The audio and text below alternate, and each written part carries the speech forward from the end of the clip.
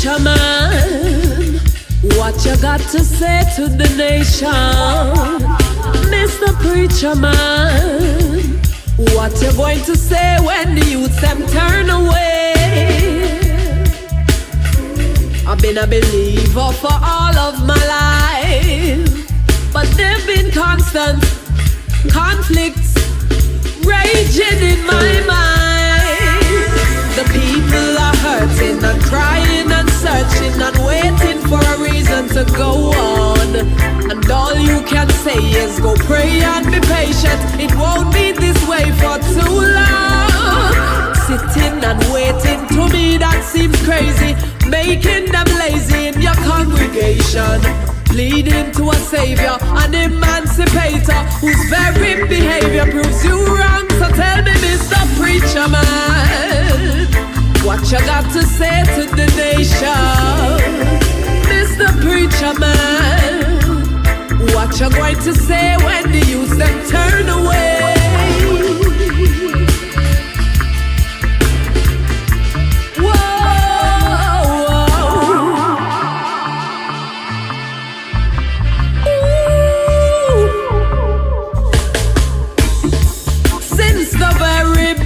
You told them the end was near. Fearing damnation, they buy their salvation, not living while they are still here. But who will have to answer to for all the things that they never do? Cause what you teach in Sunday school, you don't demonstrate. I use emotions, tie them down instead of send them figure out and live the words where they must out. Make them participate, Mr. Preacher Man. What you got to say to the nation? Mr. Preacher Man, what you going to say when the youth them turn away?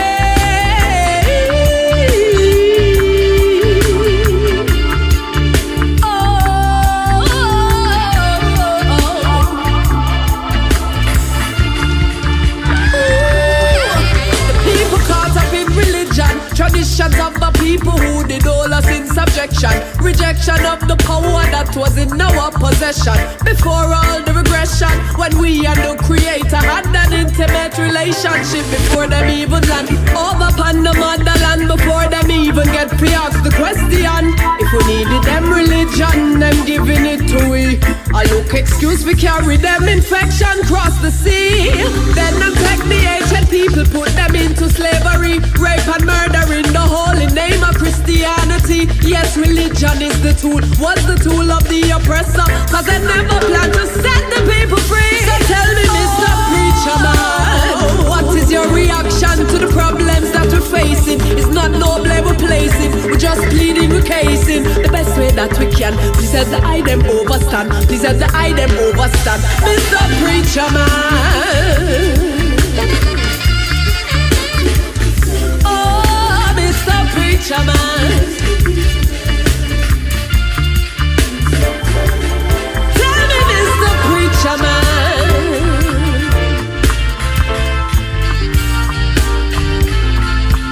what you got to say?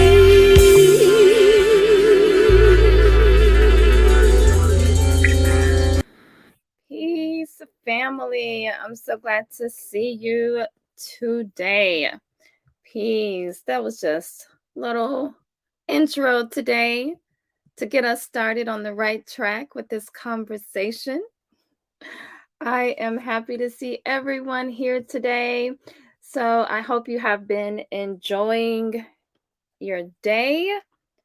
I'm not going to give any energy to that holiday, but I hope you've been enjoying your day, whatever you've been doing. I've been relaxing, got up, worked out with the hubby, and then we just been relaxing today since, he is off today, so thankful for that.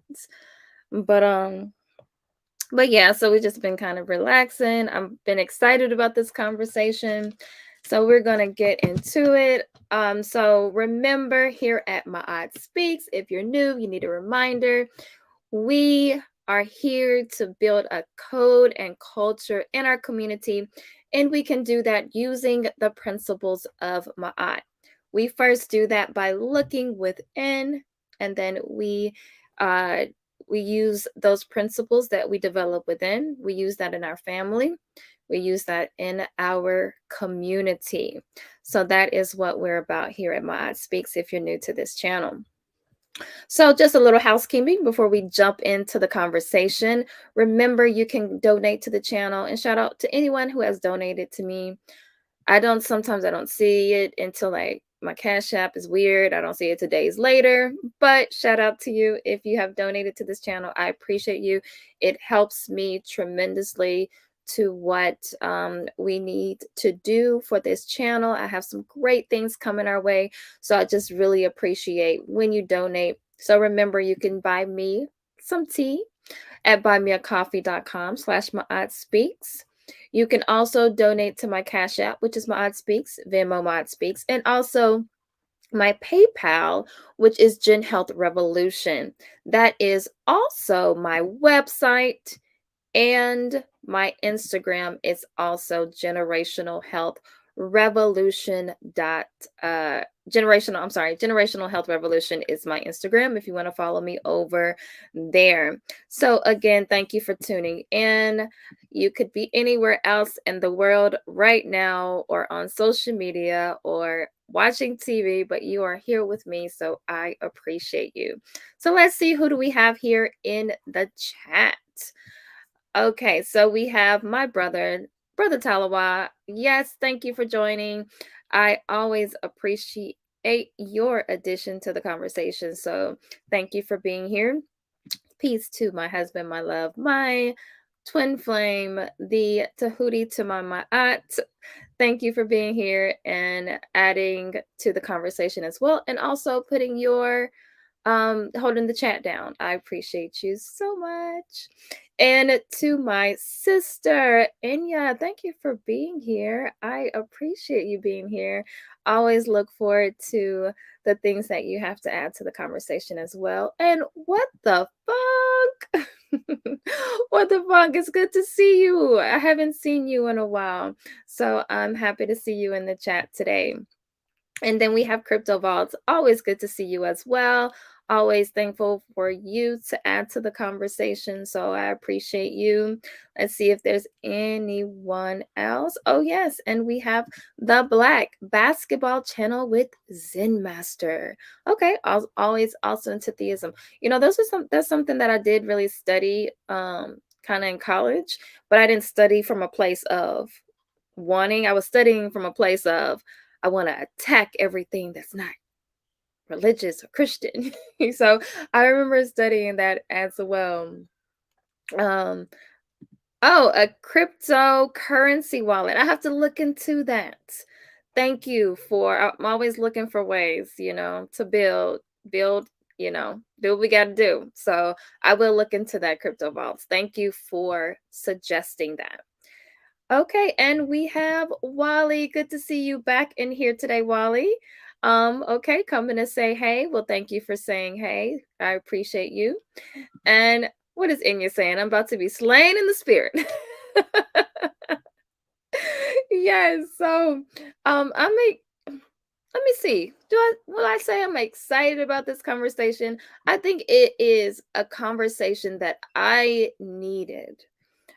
So one thing, in just a moment, y'all, I'm trying to get this charger.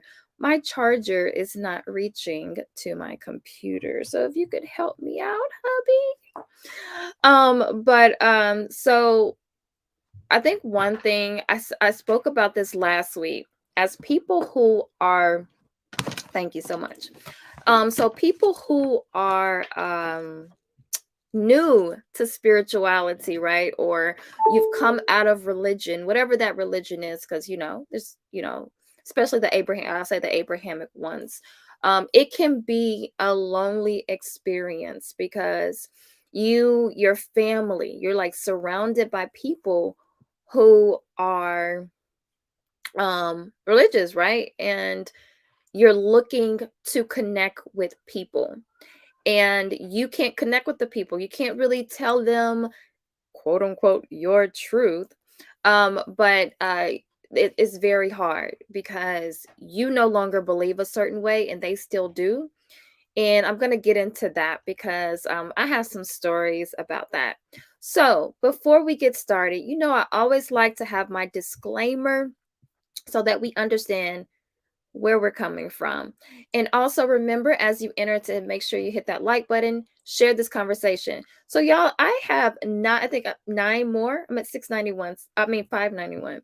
So if you could go ahead and share and get some other people in here so I can go ahead and get to 600 tonight. You can go ahead and just share this conversation, share any videos that have really helped you to other people, and let's get some more people into the MaatSpeaks family, because you're my family. I don't look at you as subscribers, I look at you as family. So go ahead and share that so that we can keep growing and keep building. And I see that my brother here, Jabril, is in the house.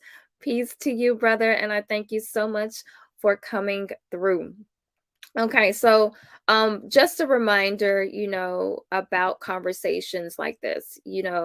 What happens is sometimes we get cut off to new information because it does not line up with things that we have been taught, things that we, just we don't want to open up. So when we hear things, we fight against those things, right? Because it's just like, I know I've done it and I can have the urge to still do it, so but it's important that we continue to grow and to evolve. So if you hear something that just does not speak to you or is not on the path that you're on, research it, and I'm going to get into that, the whole idea of research and all that kind of stuff, because we talked about that last week during our conversations with the brothers, because we have a certain way of thinking. We research in a way that is only going to be conducive to, or it's only going to match up with what we already believe.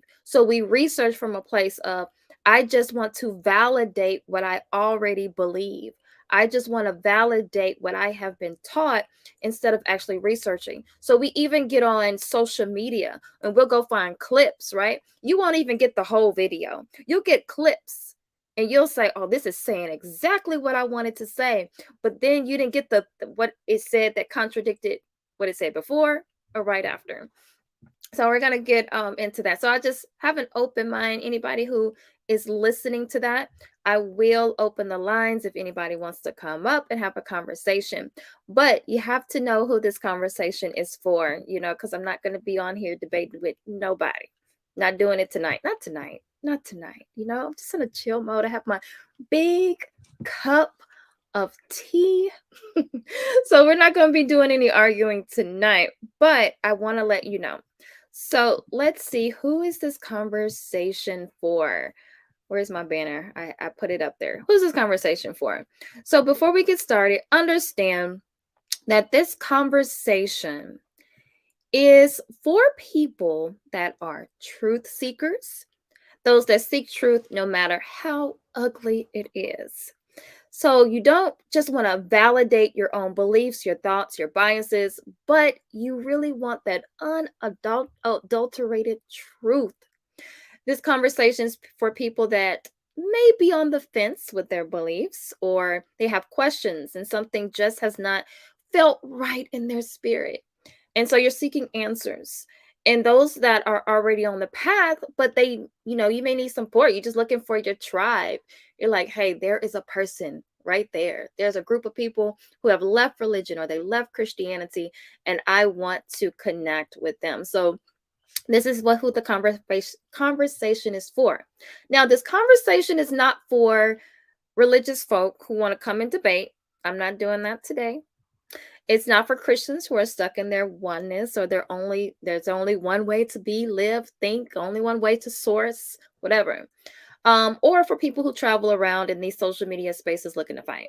And so it's going to be heavy. I'm critical. I'm a little bit more critical of Christians because I come from Christianity. I come from a very dogmatic family, and we're going to get into that. And I just think that, a lot of times Christians, religious people, but Christians, they want to save you, right? So it's not this conversation is not for you if you think you're gonna, want to come over here and you want to save us lost people. I do not. So let me make this very clear. I'm gonna sip my tea before I say this. I do not need to be saved. Okay. So this conversation is probably for not for you if you think you need to come save me. All right. All right. So that is out of the way. I do see that my sister has come through. So peace to you, my sister Hanifa. Let's see. And okay, peace to you. Is it Hawk or is it HAK? I'm not sure, but peace to you. Thank you for coming through. Let me know how to say your name because I like to get people's names right. I'm new here, but I'm on the same wavelength. Yes. Thank you. This conversation is for you then. Okay, and we have NA. Peace to you. Good to see you. Always enjoy seeing you in the chat. I thank you for coming through. So peace to you. Okay, so let's jump right in. Let's jump into the conversation, and we're just going to talk about it. And like I said, at some point I will open the lines if you want to come on up and we will talk about it. I might have even a special guest come up to join me as well. We'll see. So let's get into it. So, we've been having conversations about spirituality this month. And one thing that I have learned about from these spiritual, oh, crypto vols, kombucha, that's my stuff. I love me some kombucha. But something that I've noticed is that we just have to have more of these conversations. And so I'm going to try to have at least one spiritual conversation a month going forward. This month has been filled with spiritual conversations, kind of debated in the family, all love here. But I do know that we just need to understand more of what we're dealing with because when we talk about being at war, it's also a spiritual war, right? It's not just a physical or mental. Like the greatest way to get to the physical body or to the mental space is to attack the spiritual. So we are understanding that, and we just have all these different. It divides us, right? So I'm just gonna jump right into it. Okay, so I know there are people that come into your life for a season, right? That's across all spiritual uh doctrines that people come, things are seasonal. So there are some people I believe that did come into my life for a season and taught me some things. But I think in order to be able to really be taught certain things, you plant those seeds. Dr. Ray Hagen, whom I love, he talks about that. He was very, he was a Christian pastor, right? And so what happened was with Dr. Ray Hagen's, he heck. Okay, thank you. Thank you for letting me know. Peace to you. And peace to Information Man Show. Oh, thank you. I appreciate you for coming through. I've been looking at your content, brother, and you've been doing a fantastic job giving us the information.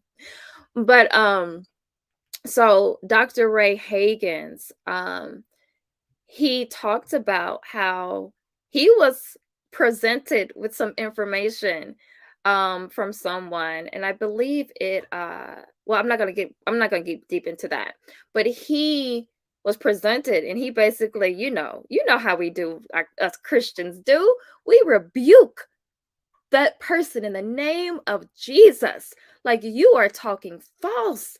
You can't be saying stuff like that. So then he ended up learning some more information, and then he got presented with that information again. He was like, oh, this is what this brother was talking about. So now, Dr. Ray Hagen's, he's kind of like, he's like a spiritual pastor at this point, right? He has his Sunday talks and things like that. And it's like church in there, but it's from an African perspective. So with that, yes, Jacob, about Ray Hagen's. That's I love me some Ray Hagen's. So with that being said, I do believe that the soil, right? Like when you plant a seed, you have to kind of like prepare the soil. So a lot of people are going to be able to accept the things that we say, but it's got to be right. So would I be have been able to accept certain things when I was maybe, I don't know, early 20s? Probably not. But I was at the right time in my life, or even as a teenager, but I was at the right time in my life for those seeds to be planted, and then they were able to take root. So at a point in my life, I was a diehard Christian. I grew up in Christianity. I was literally born into it, right? That's the best way to indoctrinate a person, is to, you get it from your parents. And I come from a church that believed that they are the one true church. And I'm gonna get into that, y'all, in just a moment. So this church is called the Church of Christ. I don't know if you're familiar with the Church of Christ. So not to be confused with Church of God in Christ, but Church of Christ. That's the church that I grew up with, grew up in, a lot of my family, Church of Christ, all that good stuff. So shout out to you, family, if you're watching, because I know y'all be lurking. So one thing about the church, so they have a lot of different things um that they believe in.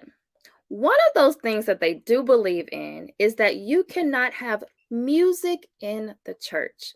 Now, for a long time, or just probably ever since I can remember, that didn't really sit well with me. I'm a musician, you know, and I would always be like, why don't we have music in the church? Now, I'm gonna tell you the scripture. Let me put this scripture up on the screen so you'll know the scripture that they I'm sorry, y'all. I'm gonna try not to laugh. This is the scripture that they say. Now, this is something that they talk about that you cannot. Let me get this off the screen really quick, y'all.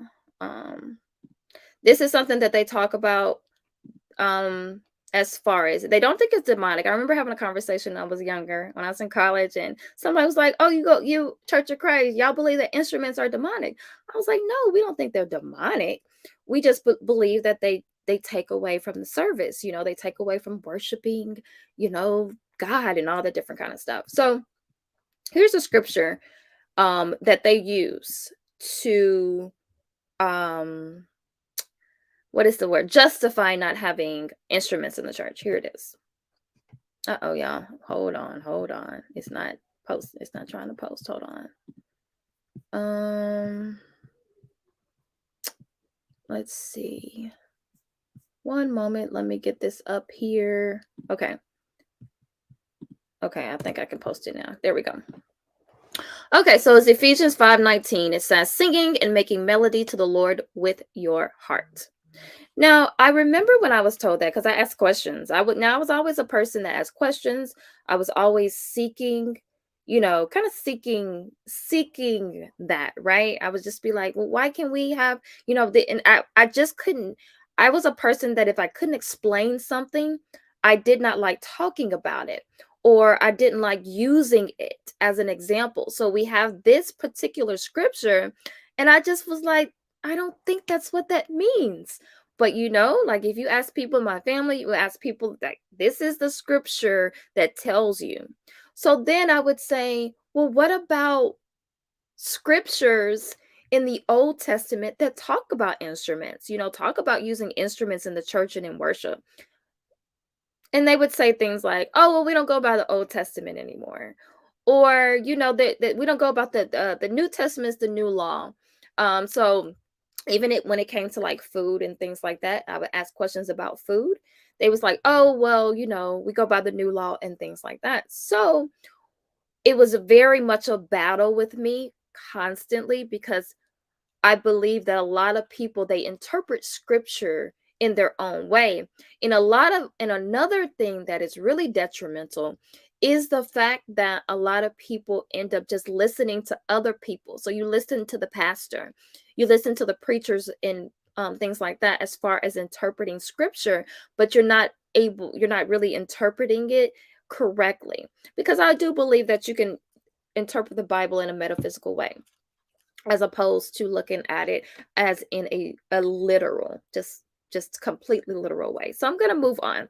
There's another thing. So remember, I told you that the Church of Christ, the church that I grew up in, also believe that they are the one true church. Yes, them today. That's a lot of people, especially the ones who are pretty dogmatic. They will say, yeah, we believe that the one true church. So what does that mean? That means that in the scripture that they use to justify that is laughable. I'm not going to even like tell you because I don't want to make them seem terrible. But it's just it's laughable. But anyway, so they're the one in true church, because Jesus told them, well, not told them, but it's a scripture in the New Testament, and they believe that if you're Baptist, if you're Pentecostal, if you're Church of God in Christ, whatever it may be, that you are not the one true church, that you most likely are going to hell too, because you remember, you're also not worshiping God correctly either, because you have instruments in your church. I remember, and this is something that I heard as a child, in conversations. I would hear, and this is it's kind of bad, you know. I feel like, you know, I'm letting a lot of things out, but I really think it's important because some people hear these things, and I think it is important that we understand. But I heard things growing up like, well, you know, there was only one family that was actually saved, and they're talking about no, you know, they're talking about the Noah's Ark and all that. So that's a whole concept of, well, most people are not living right. Most people are not worshiping God right. So most people are going to go to hell, you know? So that was something that just never sat well with me. I remember hearing those type of conversations as, you know, when I was young, and I'd be like, like, are you saying that it's only going to be us up there? I mean, are you, you know, it was, it's something that just didn't sit well with me. And even with the music in the church, I had researched it, and they were saying that the tradition really came from financial issues. It did not necessarily come from that fact that God said that there shouldn't be instruments in the church. It was really financial, and then it becomes a tradition, because that's what things do. Things end up becoming traditions based on something sometimes you don't even know. You might think it's because of one thing, but it's actually because you know, that was an actual story that was told. I don't know if y'all remember the story, but people were wondering why the the the the mother was making, I forgot what it was like a chicken or a turkey in a certain way, and the mother just followed the tradition of her mother, and then the grandmother, and it came out to be that they were doing that because in the Great Depression, she had to fix the chicken or the turkey, whatever it was, in that way, and they were still following. And what does that remind you of, right? That reminds you of a lot of things that we do as Black people. We follow certain traditions because of survival. We were in survival mode at a certain time, so we continue to follow those traditions. I'm going to go to the chat really quickly and see what y'all are talking about. Yeah, please don't tell me it's a Lucifer one. No, it's not that one. It's even, I'll tell you what it is later, honey. But it's so silly. It doesn't even say. You know, that would probably be a good one. That would be a good one, but that's not even the the one. Um, Peace to you, Zion. Oh, thank you. All is well. I do hope all is well with you. Like your heartbeat is the instrument. Yeah, yeah. That's right. Yes, you're supposed to you only supposed to lift up your voice and your melody and your heart, you know? That's all. No instruments involved. Um, let's see. Deep. Uh-huh. Sounds like the Jehovah's Witness. You know, people have asked me that if I was a Jehovah's Witness when I was growing up. Yeah. Mm-hmm. So they say Lucifer was a musician, so music is the handmaiden of the devil. Yeah, so that was the thing. We did not think, well, in my family, because I have lots of musicians in my family, and some of them were like in Baptist churches and things like that. So, but if you ask some of my family members, all of my family members are not necessarily like that, but some of my family members are extremely dogmatic, and they think that if you're in a Baptist church and you playing them instruments in the church, you are not living by what God wants you to live by, and you are going to be punished because of that. Um, uh, and then, but she still married someone from the Baptist, even though, yes. And my husband he was from the Baptist faith. Now he did come on over with me to Church of Christ Church for a while, but after we were studying, because like I said, I was a hardcore Christian. So, a lot of people, they like to say, a lot of people like to say that when it comes to you leaving Christianity, they'll like to say, well, you never had Jesus in the first place, right? You never really had it in the first place. No, I had it. I could even look at some of the spiritual gifts and some of the experiences that I went through as being, I could say that was Jesus, right? I could say, oh, that's Jesus, I'm never leaving, right? But I looked at it differently, and I'm going to get into that as well. Um, because in essence, I could say that I did have Jesus, and I was doing things that people said, like people who are highly spiritual within that Christianity do. So I don't believe that I did not. It's I'm not going to even get into that, because like I don't believe Jesus is real. So but to say that you didn't have it means that that it's a cop out, because it's like, well, you never really had it in the first place, so that's why you are where you are, and all that kind of stuff. So anyway, going on, so I have never heard that justification. I just read the chapter, and that verse actually seems to explain why you can or should make music. Yeah, so that is something it didn't sit well with me, and I didn't, so we left. We did some studying. Even at that time, I was really close to another family member at the time, and she was talking to me about Pentecostal church and things like that. And Pentecostal churches, they get down with the music, right? So we went completely from a church that did not have instruments in the church to a church that completely, like, it's a whole different vibe, right? When it comes to like Pentecostal, the speaking in tongues, the stomping, the shouting. So it was a very different experience. We did like me and my husband, we did kind of a, what is it called? We were like going and visiting different churches and things like that. And so we finally settled on a church that felt we felt like, oh, okay, this is a good church. We could be here. So we ended up going to a Pentecostal church, and it was cool for a while. And then things happen. So I want to preface the next part of like our journey with the fact that not only was I waking up spiritually, I was also waking up consciously as a Black person. Because when you are a Christian, a lot of things, and you have to understand, I'm from the South. I'm from Louisiana. You can't get no further south than Louisiana. Louisiana is so religious, right? Like religion and racism is like a cup of tea. Like, we like our tea, our sweet tea in Louisiana, right? It's like that. Like, you're taking your racism and you're taking your religion, and most times you're taking it at the same time. You're drinking, you're just drinking it down.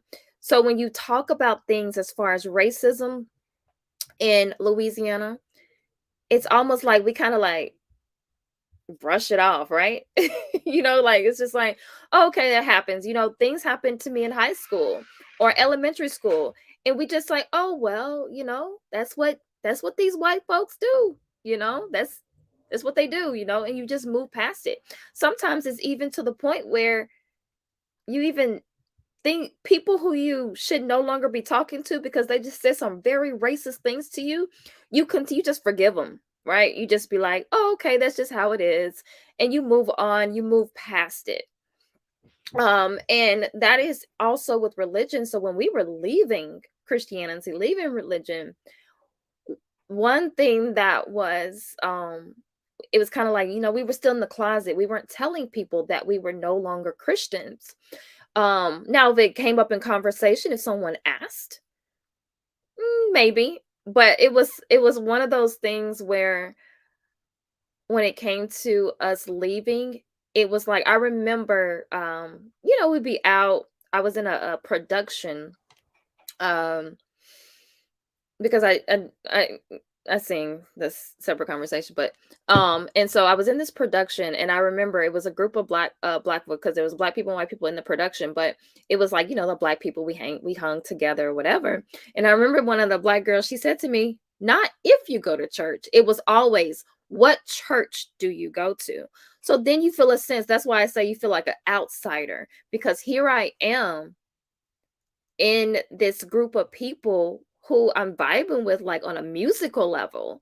But at the same time, I know that if I say certain things, it's just like, oh, you're one of those. That's what we did. Like, that's how it is especially in the South.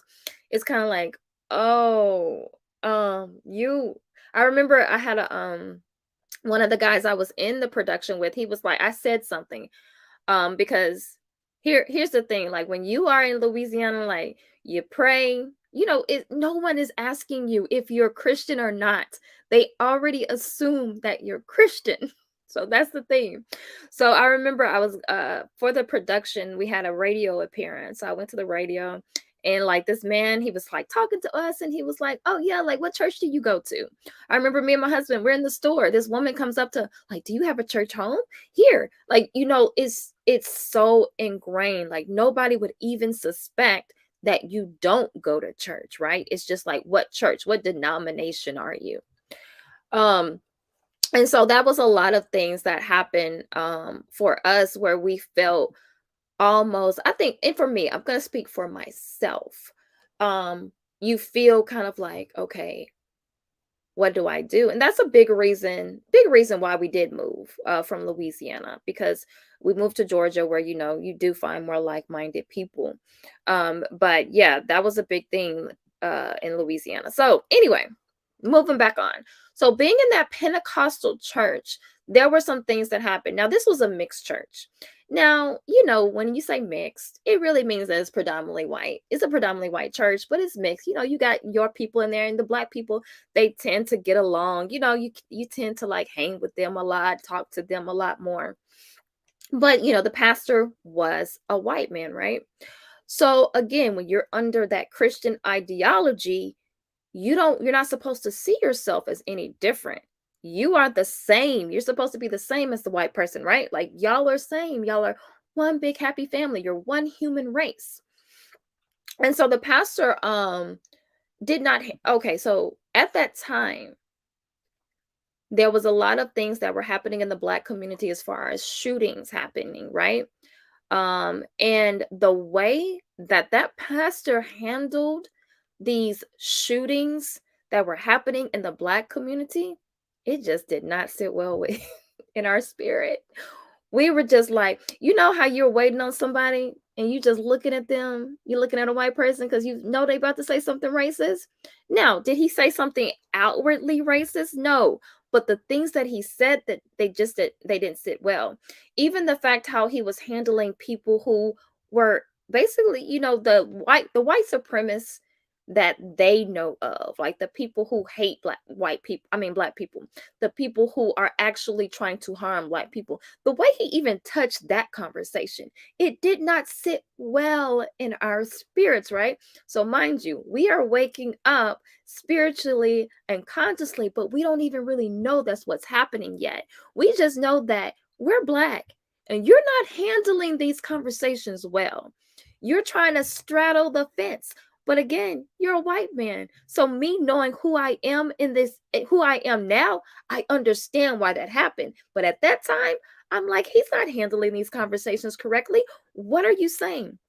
There was this whole program that happened, and I wasn't even going to talk about this, but it made me think, so I'm going to go ahead and talk about this real quick. It was a friends and family day. I was so embarrassed because I invited some of my family members to this friends and family day. It was like a uh uh what do you call it? Uh not just I would say Republican, right? Because in Louisiana, people are Republican. But it was so embarrassing because you know how we talk about separation of church and state? No. That literally Friends and Family Day was turned into a political, I don't know. It was like he brought all of his church people in there. I mean, all of his political friends into that arena, and it was like it was weird because I was so embarrassed because I was like, I invited people here to like come to the church, and the whole conversation was about politics. That's all it was about. And you understand this is a white man in his white family. The way that they even did the church was he didn't have a son. So he went out of state to get his nephew who was going to end up taking over the church at some point. So this is their generational wealth, right? Like we're going to make sure that we keep this church because his father was the pastor before, and then he was the pastor, and he said the next, since he didn't have a son, his son was a dentist, and had no thoughts of being a pastor. So he was like, okay, well, my nephew can come over and he can take over the church, right? So it was just that was one thing when they did like the political thing, and I mean the whole church day it was a political nightmare. He had politicians come up and speak to the congregation. It was weird. It was super weird. But anyway, so what happened was, here we are waking up consciously. We're seeing these things happening to Black people in the media. We are going to this mixed race church where the pastor is not dealing with these conversations, in my opinion, properly, because I'm like, we are Black and we're at your church, but you're kind of only speaking to the white people. You're trying to act like you're talking about us Black folks too in there, but you're really speaking to the white people, right? So, um, there was a times that, and I don't even remember how it happened, but I remember my husband, and I think at the time I was just I wasn't even working from home. I think I was just homeschooling the kids, and he had sent me a message, and or a text, and he was like, look at this video on YouTube, and it was Dr. Joy DeGruy, right? And I was like, I looked at it and I was like, oh, this video is 4 hours long. I was like, I'm not about to watch this 4 hour long video. And I listened to like the first few minutes of it because I'm just like, if my husband sends me something, I'm gonna try it out.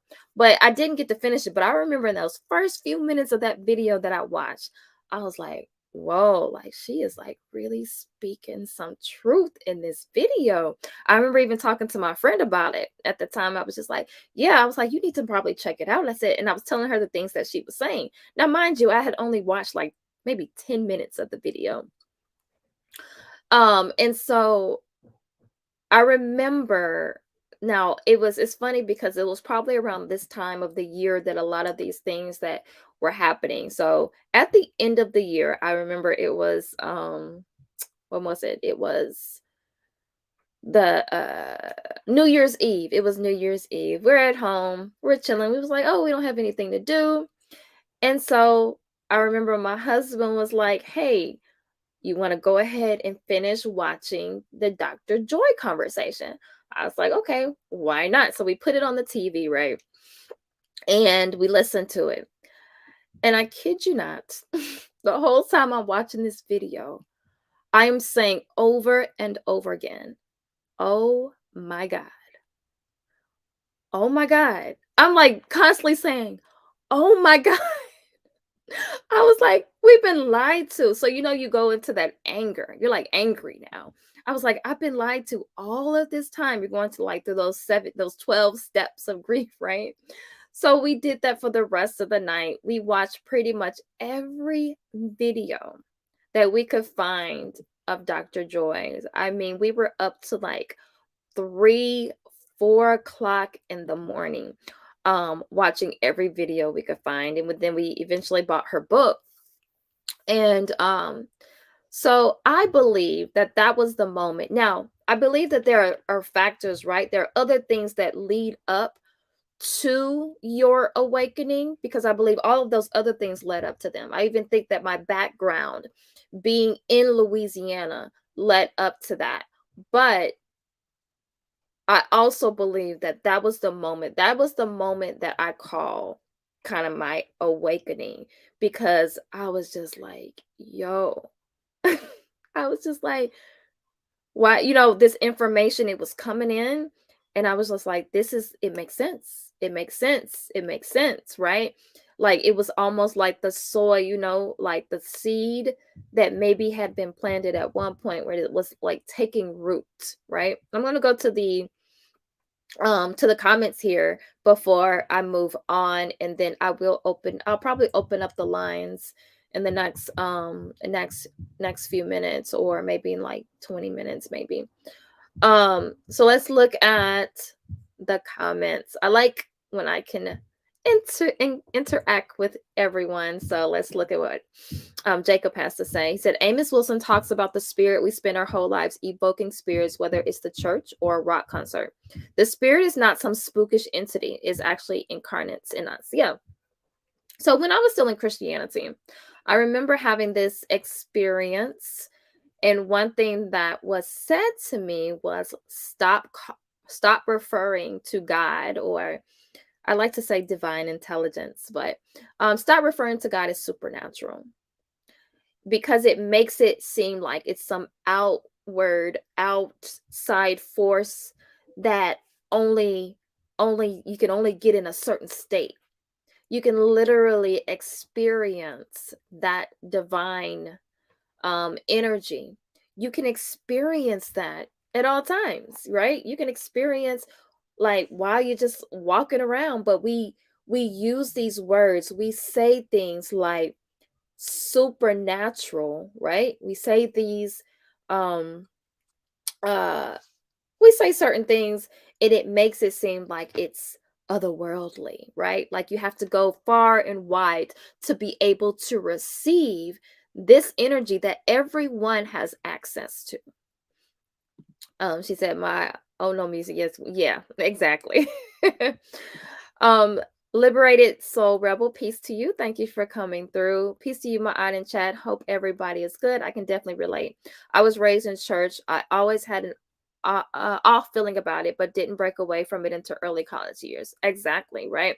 So we were in our late 20s when that actually happened for what happened for us. But I was always had questions. I would always I spoke to a friend about this the other day. I did not like not being able to answer certain questions. So if I was debating with someone who was another religion, which is silly in itself, but that's how I was raised. I was raised in a church that believed that they were the one true church. So I was debating with people who were Pentecostal, or people who were Baptists, or people who were, whatever they were. I was debating with these people because I was like, we are the one true church, right? And so it would annoy me that I was not able to combat that, because if somebody brought up a good point, I'd be like, well, that's a good point. What am I supposed to do that? And then I had my own questions. The music thing definitely was always something in the back of my mind that I just didn't understand. Even the one true church, because the scripture that they would say, I was just like, that doesn't make sense to me. I'm not about to sit here and tell a Baptist that they're not going to heaven because of this scripture that is in my opinion was interpreted. It was interpreted it wasn't interpreted correctly, but also it was silly, extra silly. It's laughable. Um So Hack says, I can relate. My whole family thinks I'm crazy, but when I research to defend Christianity, I find out the truth. There it is. I was gonna say I'm gonna bring that up. Yes, I'm gonna bring that up in a minute. Your exact statement. um, let's see. Da-da-da-da-da. Crypto Vol says, I have visited Louisiana before. It seems like every street, in the hood too. Yep, you can find a church on every street. You know, when the recession happened, and this was years ago, this is when we were still in Church of Christ. So when the recession happened, there were people in the church that we were going to. They believed that they were not experiencing great what's it called? Um that their financial situation was not suffering as much because they were in the Bible Belt. I remember these conversations happening at church. One of the worst conversations that I heard, and even people in my family said some very terrible things, was when the things happened in New Orleans with the dam breaking and the flood. And I remember hearing people saying that I don't even want to say it because it just hurts my heart. When I think about people saying that in a sense, because New Orleans, if you ever been to New Orleans, you know New Orleans, you can be wild in New Orleans, right? You go on to Bourbon Street, you're gonna see some things. But saying things like, oh, that's Sodom and Gomorrah. So in a sense, they deserve that. And these are black people saying these things, right? Because you know the people who suffered the most in New Orleans were the black folks. And so I remember sitting in church and hearing these things and being like, how can you say that? Like, how can you say that? In a sense, you're saying that these people deserved what came to them. You're saying children deserve this. But again, that goes back to what? Because the God in the Bible also did things to children. So, okay, moving on. Peace to you, born eternal Lord Allah. Peace, righteous minded family. Peace to you. Liberated Soul says, it's good that you and your husband both broke away from it as opposed to only one breaking away from it. It's challenging to have two complete different ideologies in that aspect. That's a very good point. Me and my husband talk about that all the time. The fact that we came to consciousness, we understand how amazing that is. We know I've spoken to people who do not come into consciousness at the same time as their spouse, and it creates a lot of turmoil. So I understand it. We actually are in awe that happened, because I was the one. I was, I was the very judgmental one. And so, but I think it was the way that it happened, because he didn't say, like, he never said like stop being um Christian or anything like that. He was just sharing it. We were just sharing information with one another. So, we credit like Dr. Joy DeGruy. We credit people like Baba Kaba, like listening to him. Listening, if y'all are familiar with what Baba Kaba talks about with and Dr. What is his name? Dr. Ayibo, with the Gagut frequency and stuff like that, like hearing all of those things on top of our research. But yes, we came into consciousness pretty much at the exact same time, and that is not only amazing, but it is a privilege, because I understand how hard it is. And I have talked to people who are like, yes, that's amazing. So yeah, that's a very good point. Yes, you go through the stages of grief because it is a loss. That's a good point. That's a good point, sis. Like, it is a loss, I think. And that's something that I want to talk about eventually, because like when you awaken, in a sense, right? And you're consciously evolving, spiritually evolving. One thing that you lose are people on that journey. And we don't talk about how that's a loss, and you grieve from that.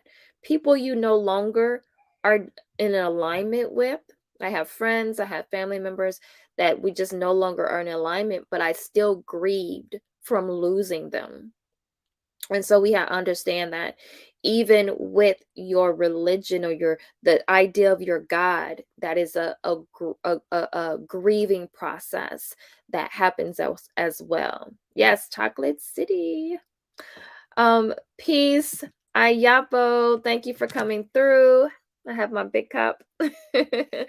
Peace to you, sir. Liberated Soul says, I agree. I would imagine being from Louisiana was definitely a benefit given the fact of the spiritual practices that many still hold near and dear. Yes, I'm gonna get into that as well. Because there are some things that are near and dear to me. But yeah, I'll get into that. And Ayapo says anything that happens or exists is natural by default because it exists at all. Okay, Ayapo. Okay. Peace to you, my brother Taloa. Good to see you again. And thank you for coming through.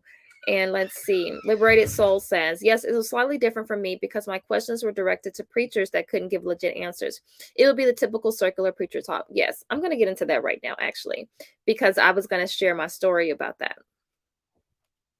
So, again, the whole idea of that you never had Jesus in the first place or whatever, like you weren't spiritually connected, is a false statement. So there's an experience. I'm not going to share the whole experience because I just don't want to, but there was an experience that happened. So I was a Christian. I was very much a Christian. I was going to the Pentecostal church, and we were studying, really studying, digging deep into the word. And I went on a I can't remember how many days, but I went on a fast. I went on a fast where I was only drinking water.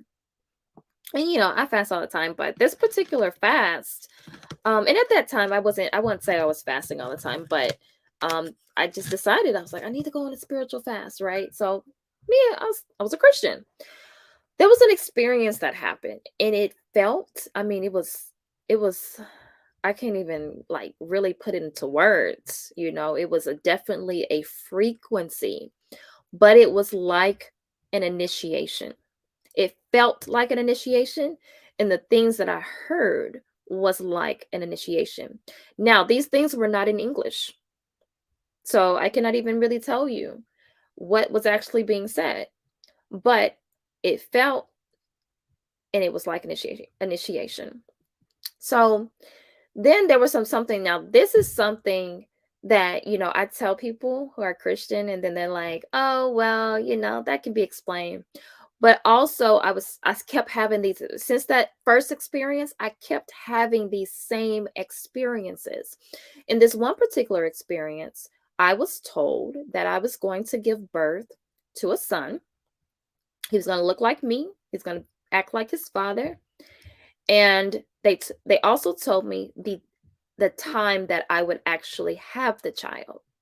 Now, I'm sitting here like, I ain't having no kids. Like, I'm done. We had 3 kids. I was just like, no, I never really wanted to have kids in my 30s like that. So I was just like, no, I'm done. No. But it happened, it happened. And this was through a spiritual experience that I was having. And I remember talking to my pastor. I remember, I went to my pastor and I was talking to him. I was just like telling him this experience, telling him the things that were like coming out of my mouth. Because also, speaking in tongues as an African, that's what Africans, do. So the whole idea is speaking in tongues. But I noticed that the people around me, my quote unquote tongues did not sound like theirs. Mine actually sounded like a real language. I remember talking to somebody that was like, oh, well, people's tongues sound differently and you go through baby talk. I was like, this is not baby talk. I was not going through baby talk. This was not baby language. This was actual languages coming out of my mouth, where there were sometimes I was actually able to Google the word and it was telling me the word that I translated it to be. So, I'm not going to get too deep, but it was a language, and I'm listening to other people in church, and I'm just like, my tongues don't sound like their tongues. So, I see you were trying to come up. I'm not sure if you were having connection issues. But so that was, I remember going to the pastor and talking to him, and I was asking him questions about it. And I was like, this is what happened. This is the things that were coming out of my mouth. Like, this is, telling him all these different things. And he said to me, well, there are just, I was just like, and I was asking him, like, what is this? Like, can you tell me? Can you explain this to me? Like, what's going on? And he said to me, there are some things that we are not supposed to know. Only God is supposed to know. And he said, but that just lets me know that the Holy Ghost is all over you. And I was just like, I remember leaving his office talking to him about that. And I was just like, no, I don't like that explanation. I was just like, it's more to it than that. You're not gonna sit here and tell me that it is only God's supposed to know. It was just like just say it. You don't know. I think that's a hard problem for people who are religious, because I know I had that problem. Just say you don't know. Like, and then we can move on from that. You just don't know, right? Let's see. I'm gonna go on to the next thing. So, Brother Talawa says the one true church makes sense from cultures rooted in a fundamental alienation, which results in things like polarizing binaries. Yes, very. That's true. I agree with that. And let's see. He said, Hanifa says, all it takes is the discovery of one lie. It's like a little slit in the wallpaper. Next thing you know, you can't stop peeling it off. Yeah. So that was a big thing for me. For those who don't know, I grew up, I was that kid, who went to debate camp. Yeah, mom put me in debate camp and stuff like that. So I debated when I was younger, like competitive, competitive, competitive. Why can't I talk, y'all? Competition. And one thing that we're taught when we're debate is that you need evidence, right? And so if you have a piece of evidence, and that evidence, like, so you have that piece of evidence, and if there's a part in that evidence that is not true, you you have to dismiss it. You cannot keep that evidence, right? And that was the issue that I found with reading the Bible. There were things that were not true, that did not line up. And so I was like, well, if this is not true, that's why I have an issue with people saying, well, there's some truth in the Bible, and you don't want to throw the whole thing away. Now, if you need the Bible to be a good person, shout out to brother Diallo Kenyatta, because he said, if you need the Bible to not be a murderer, you're still a murderer. So, but really though, if you need the Bible to be a good person, then something is wrong. There's something wrong there, right? Like, I don't need the Bible in order. Like, who I am today as right? Like, who I am today, I still hold on to the same values that I did as a Christian. I was a good person as a Christian. I'm a good person now. That's why, like, there's bad people, no, negative, ill people who want to do ill will, people who are in the church. And so they leave, even if they leave religion, they a lot of times they hold on to still being ill will people who are not doing right. Sometimes people leave the church so they can do wrong. That was not why we left. We did not leave because we wanted to wild out. I know people who do leave the church because they want to, they want to express their sexuality or whatever it may be. But that's not why we left. We left because, like Hanifa said, we started peeling away. You start peeling it off, and you start seeing what's behind it. Just do it. You might have to go on the computer. I'm not sure if you're going on the computer or if you're going on your phone. That might be why it's not connecting. So Quantum Love, peace to you, Quantum Love. Thank you for coming on through. I left the church and got my entire mind and heart right. I want to point out something too. Quantum Love made me think of it. People think that you need God to have a good relationship. I would tell you that my relationship evolved with my husband when I left the church. Because guess what? You're not still living by those principles that tell you, you gotta, because I'll say the way that we operated our marriage, even from the beginning, we never really operated it from this very just like, you gotta do what I tell you, woman. Like, he was never like that. But at the same time, there are things that you are able to evolve. And then also we evolved just from learning together, from researching together, from reading together.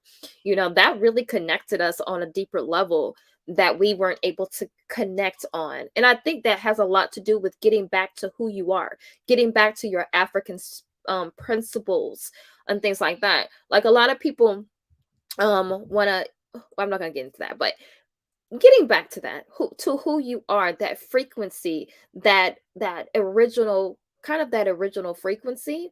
And so now we understand each other at a deeper level, because also I believe that you also have to understand racism and white supremacy to understand how to deal within your relationship.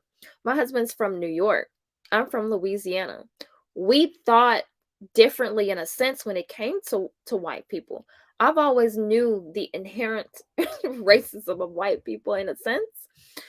Even though, I had white friends and things like that.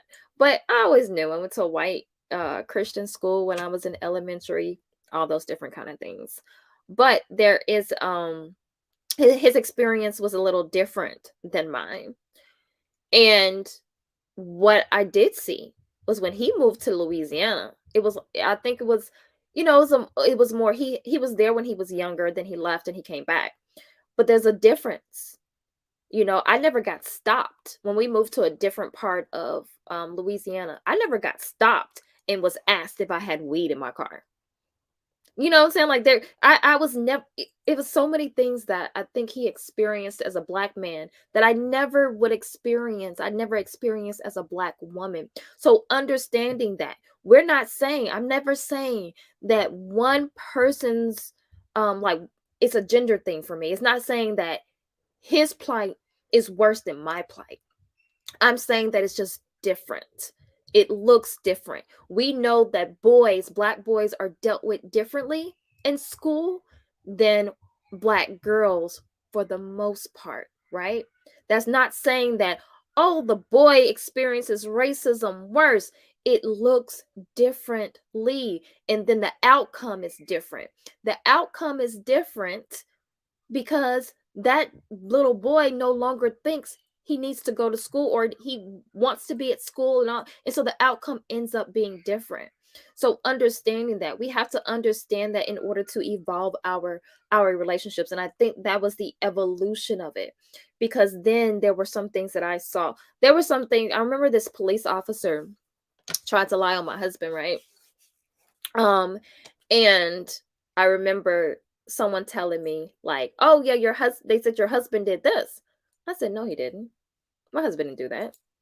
Now, some people would believe that. Some people would be like, oh, well, that's what the police officer said. No, I'm not about to believe this white man, this police officer. And I'm still a Christian, y'all. I'm still a Christian then. I was like, I'm not about to believe this white police officer over my husband. Are you kidding me? Right? Now, the situation didn't get any worse, thankfully, right? Like, it didn't go down a road, like, he didn't go to jail or anything. But it could have gotten worse or whatever. And it was just because, like, when the police officer pulled him over, he asked for his badge number. And he didn't like that. And so then, like, he called and was like, and I remember I got like loose in the lips a little bit, because I was like, are you about to say you about to erase my you about to arrest my husband because he asked for your badge number? And then he started lying and saying he was like cussing him out and stuff. I was like, you're lying. Like, come on, sir. Like, you're not telling the truth. So understanding all of the factors that go into what it's like to be Black in America, and dealing with your and within the confines of your relationship. So it was able to evolve once we did leave Christianity. Okay, moving right along. Peace to you, Leo. Thank you for coming through. Um, Responses to Katrina deserving it is like how you say Haiti is cursed when we sound like, yeah. I'm gonna get into that too, with the whole idea of certain things being quote unquote demonic and cursed. Ayapo said, it's always disturbed me that some Christians that are supposed to have love speak with so much glee about people dying or possibly going into eternal punishment. Eternal. Shouldn't they weep? That's a very good point, Ayapo. Yeah, there was a lot of things that I've heard over the years when it comes to that.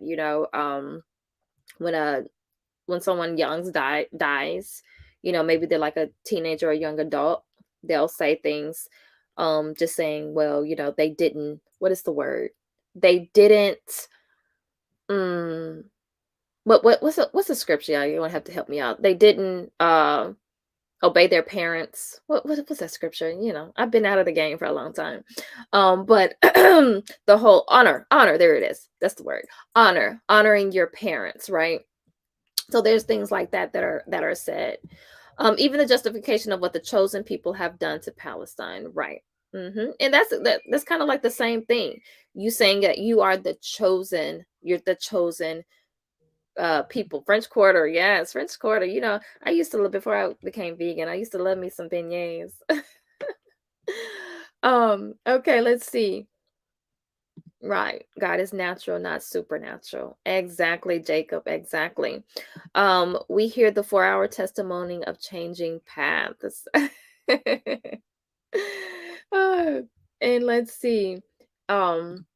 So Anifa said, I was labeled a rebel. The issue was I grew up in a culture surrounded by African customs. So that seed was there already. My ancestors was like this. This is meant to Oh, yeah, it's temporary. Yeah. That happened with me in my relationship. It took my spouse a good bit longer, but she eventually understood.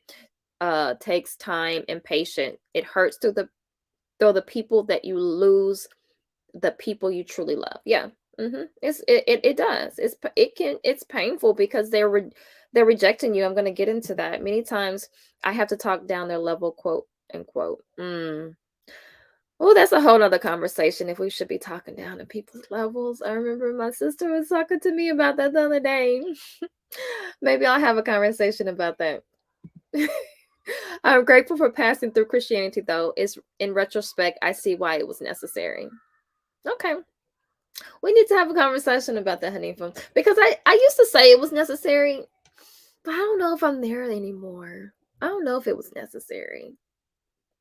I think sometimes it has held us back. I think it's held us back. I don't know if it was necessary. Because it's like it reminds me of when we say some terrible things that we went through. So a lot of times when people say, "Oh, I needed to go through that. I wouldn't be the person I was today if I didn't go through that." And I don't like justifying and I'm not necessarily talking about what you're particularly saying, but sometimes we justify like evil done to us to make us a better person. Um that's that's a whole nother conversation. We're gonna have to talk about that. Baby talk, folks say anything. Yeah. I'm not grateful. However, it did provide some structure.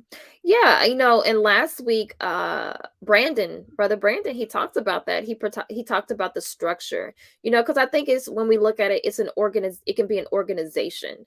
So organizations do provide structure, and that's why we have to have the institutions in our community to provide that structure. Because as long as we don't have that in our community, we are going to constantly believe that something else is required outside of ourselves for that. Or we're going to constantly say, oh, well, that's why, there's no more churches and and we know that churches provided us community. If nothing else, it provided us community. A lot of people know the truth and they will not leave because it does provide community. And it's hard for us to achieve that if we're not in religion. Preach your Bible. Right. Access to the 80s political cultural hip hop, NOI, Farrakhan on national TV, Black bookstores, Free South Africa movement, and talking to me, family elders develop my mental. Yeah, so there's a lot of things at play. A lot of things. We we can't just say that it's one thing. Just like if I sat here, I could be all day telling you the elders that I have listened to over the years that have helped me in this journey. Let's see. It could be true. The Rastafarian Fashion by Leonard Percival. Oh, okay. It couldn't be the true Rastafarian. You must be talking to someone else. Debate camp. I could see that. What are you trying to say, Brother Talawan?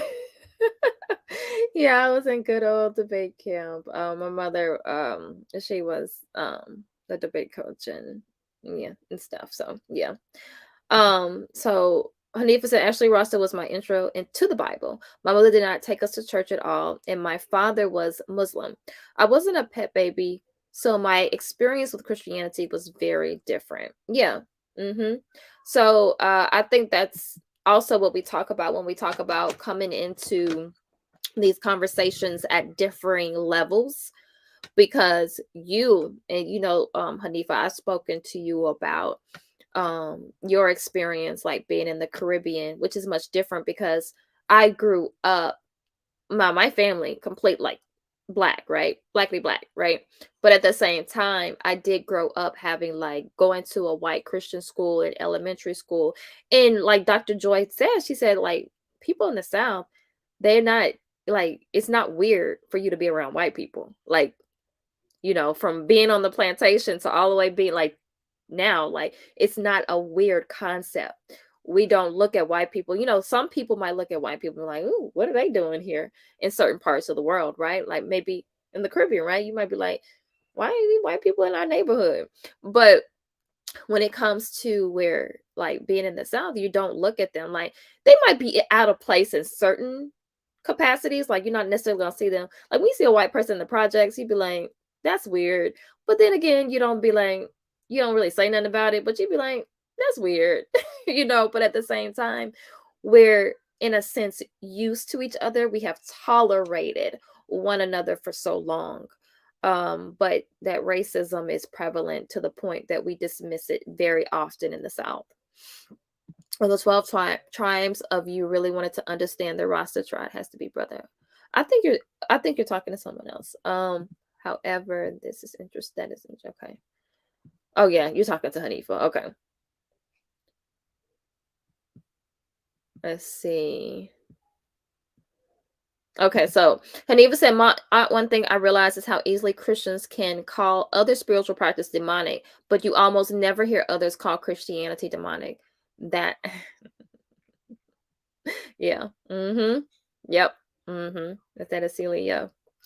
And we could very well say that Christianity is demonic. And we could very well say that the God in the Bible is the actual devil. We could very well say that. I'm not saying we should say it. I'm just saying we could. Honor thy father and thy mother, that your days may be long upon the earth. I was raised Pentecostal. Okay. And making one verse or song last an hour. Yes.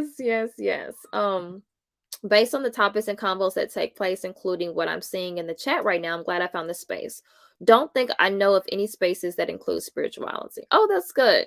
So we're going to have more conversations about spirituality on this channel. That's one of my favorite things to talk about, actually. I talk about Black issues, but that's all encompassed, right? We're talking about holistic. So the way that I feed myself is spiritual, right? The way that I connect with people online, that's spiritual. The way that we raise our children, it's spiritual, but it's a holistic. We have to learn how to. That's why I say when it comes to institutions that we're building, African-centered institutions, if you take out the spiritual concept, it's not an African-centered institution. That is all encompassing, so things we have to think about. We know you don't think. Don't do me, Hanifa. I did debate team in college at Texas. Oh, okay. Okay, that's why, that's why me and you connect, Brother Talawat. I get it. I get it. Well, Rasta and white woman die. Oh, goodness. Okay. Love those who hate you. Pray for those who despitefully use you. Now, isn't that convenient? Mm-hmm. Mm-hmm.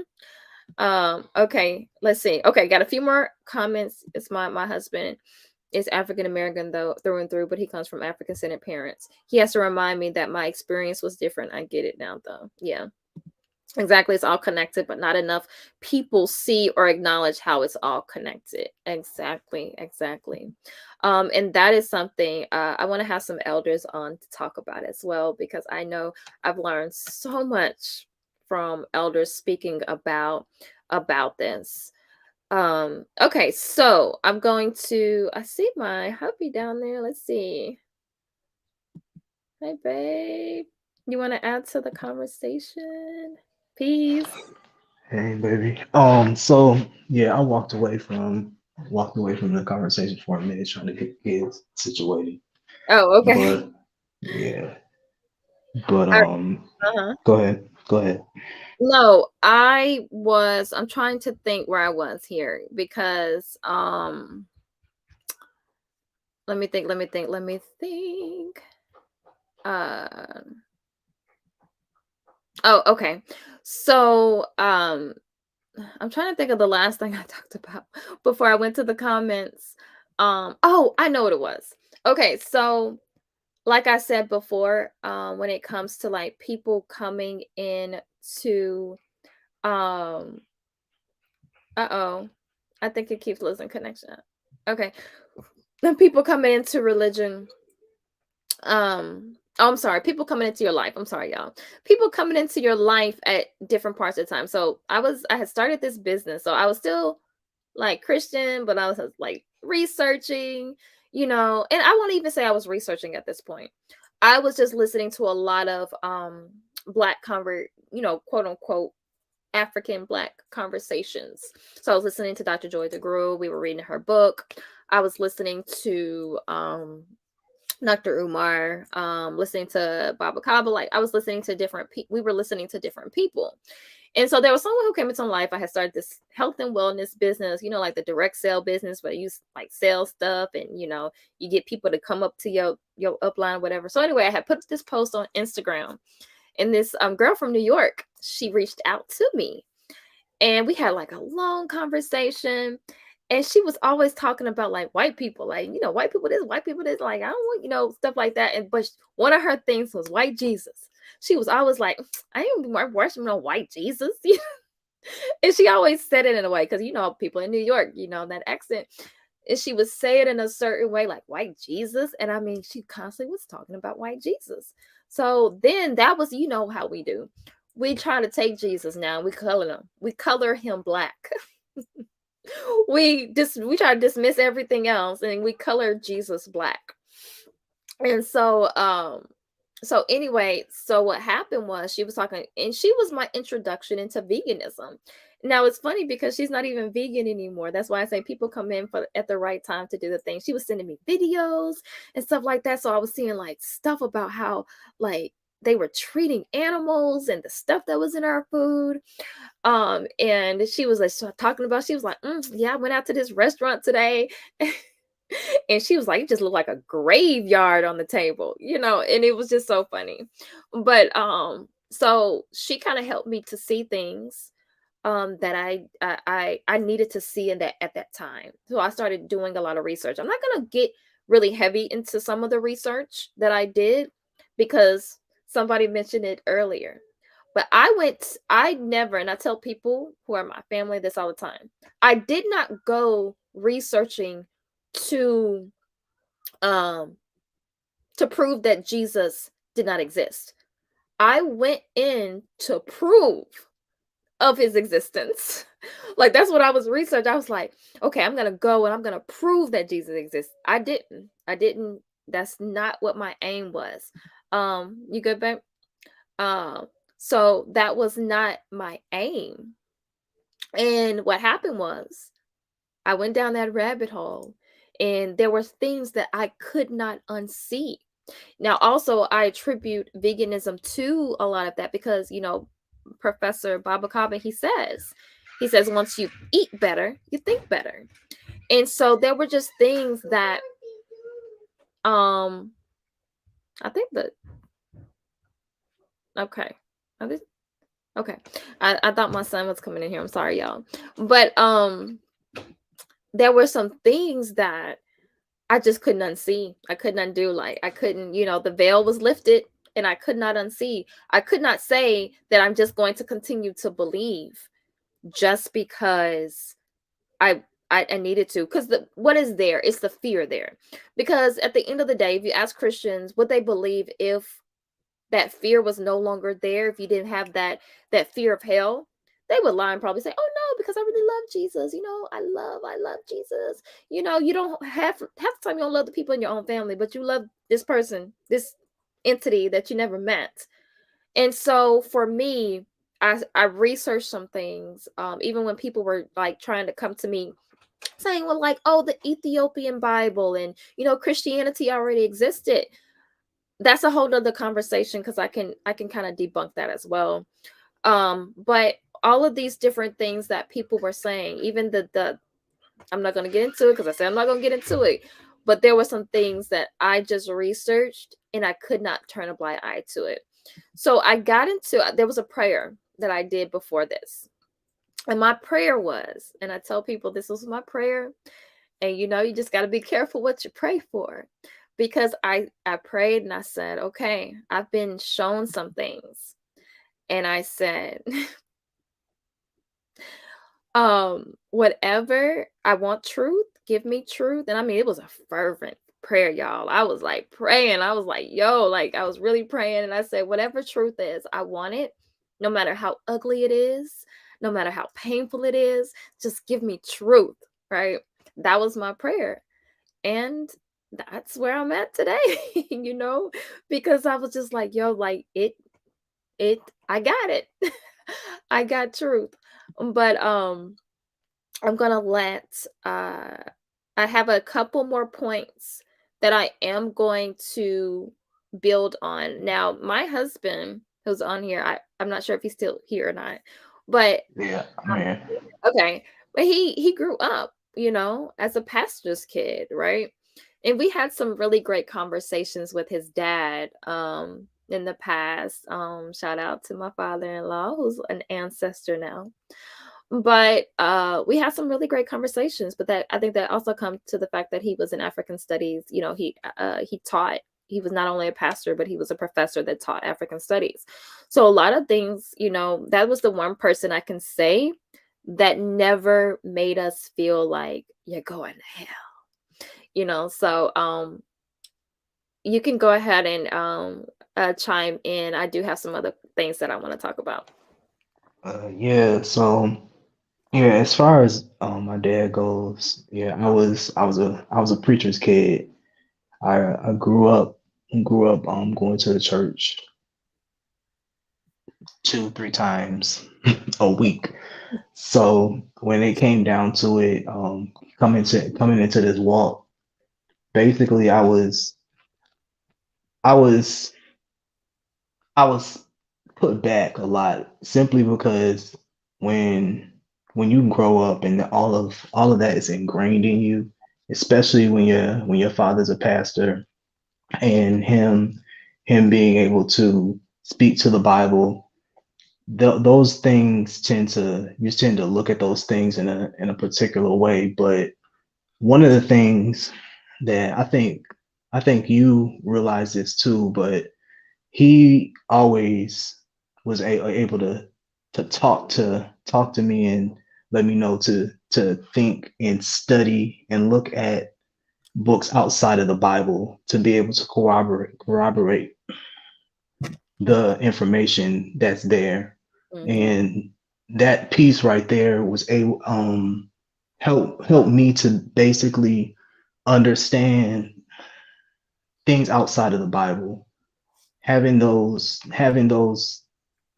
ideas of African history, and basically, and I talk about this all the time about holistic history versus that episodic history, and how everything came to where we Uh-oh. are right now. So you're able to, can you hear Yeah, me? I can hear you. Okay. Yeah, all that that's able so you're able to look at those things and be able to look at the history, look at the and also the science. That's one thing I'm a big proponent of, is definitely looking at science to be able to understand where we're coming from, even when, like you were talking about Dr. Gabriel Ayibo, Mm-hmm. with Gagut. Mm-hmm. He was, even though if I'm not mistaken, Gabriel Ayibo, he's a Christian, and but the science and everything between him and then also looking at Sheikh Anta Job, he was a big reason I started to look at things differently Mm-hmm. in the aspect of the Bible. So Yeah. I mean, that's just a little tidbit. Yeah, I mean, and like I was saying earlier, like the fact that I'm gonna go ahead and put the StreamYard link in the chat, y'all, if anyone wants to come up. But um, like I said before, like us coming into consciousness at the same time, just beautiful. Like because it I know it can be a struggle. I mean, marriage, right? Like marriage, period. You have different ways of thinking, communicating. So the fact that we were able to come into it at the same time. So I'm gonna share this little story. And you can add because it was very much directed at you, my hubby. But I'm gonna share this story because one thing about what Christians do, and I don't know if they even understand that they're doing it, because I like I said, I was a Christian, so I know how Christians think, I know how they operate, I know how they move. And it's a thing with what's written into scripture, what's written into the Bible, what's written into the ideology of Christianity is saving people. Like you are supposed to go out and make disciples of people. But I think that a lot of people don't even really understand what, like how you are actually more detrimental to your cause because you operate the way that you operate. So one thing that I shared with y'all was the fact that when you leave Christianity, it can feel like very lonely. So there was a point where we didn't really talk about the fact that we just left. I don't know if you remember, but I remember the last sermon, not the last sermon, the last service we went to. I remember it because like I said, it was at a Pentecostal church, and this man was up there. He was a guest speaker, and he was just all over the place, just prophesying over people. He was just prophesying, Yeah, I yeah, remember just that. prophesying. And I remember then I was like, I can't do this no more. Like we were like, we can't do this no more. Like we were just Hey done. yo. And so I remember also, you understand, we were spiritually awakening, but also consciously awakening to racism and white supremacy. And so one thing that we were doing, we were very at the time, like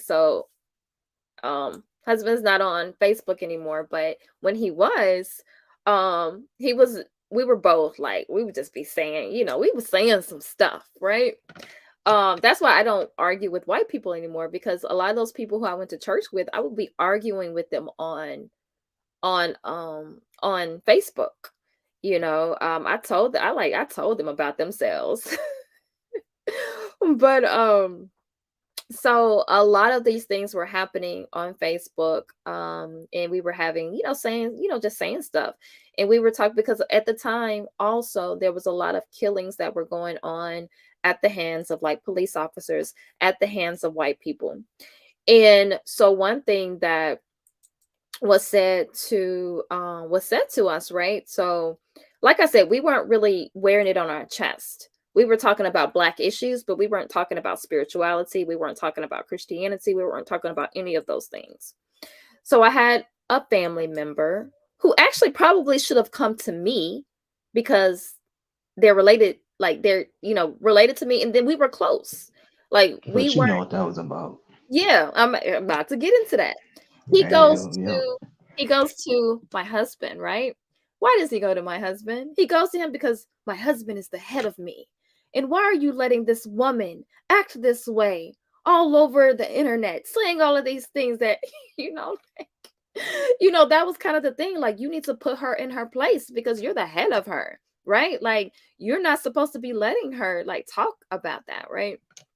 So there was a point where there was a question that was asked to you, and you thought we misread it. We thought he was asking if we were still Christian. He was asking, how are y'all talking like this? You Christian, aren't you? That's what he was asking. He wasn't asking if we were Christian, like, y'all talking crazy. I know y'all not Christian. He was really asking, like, you can't be talking like this. So we didn't understand the question. So, like, my husband, he put it all out there. He was like, no, we not. Like, and he went off. He called my husband a false prophet. He said he was about to come and he was about to come, like, they were about to like duke it out. And on top of that, he was like, you can't outbox. He was like, you can't out, because my husband, he boxed. I'm not, were you boxing at that time? Yeah, I was. Oh, okay. So he was like, you can't outbox. He was like, you can't outbox a bullet. Now, mind you, this person, shout out to you if you're watching. I'm purposely not saying names, but this person knows who they are. But he was just like, he was a pastor in training. He's actually a pastor now. And the reason I bring that up is because a lot of times when you are just leaving Christianity, when you're just leaving your religion, you are still holding on. Even today, we hold on to residual things. But at that time, you're like a baby. You're just like, you still kind of wondering, like, should I walk away from this? Am I going to hell? Like, you still have all of those things inside of you. So the thing is, it would be kind of better if you chose to treat people in love and saying, hey, I know you're having questions about this. Or, let's talk about it. Let's have conversations about it. You're not supposed to go and say the most, I mean, that conversation, it went left field, y'all. It was really bad. It really was. And I'm not going to even say any more about that, but it really went left field to the point where you're just like, it makes sense for me not to be a Christian, right? Like, because if you're acting like this and you're a Christian, why would I want to participate in that? Right?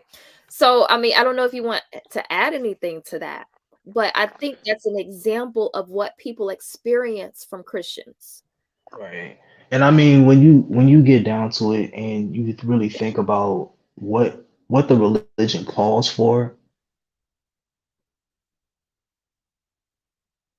Uh-oh. I lost you. then that I mean Jesus is not the way what only what can you hear me? I can hear you now. You keep breaking up. Oh, okay, my bad. So when you're dealing with a Bible and a religion that is telling you that there's only one way to the Lord, Mhm. and if you don't go that way, you're headed to hell.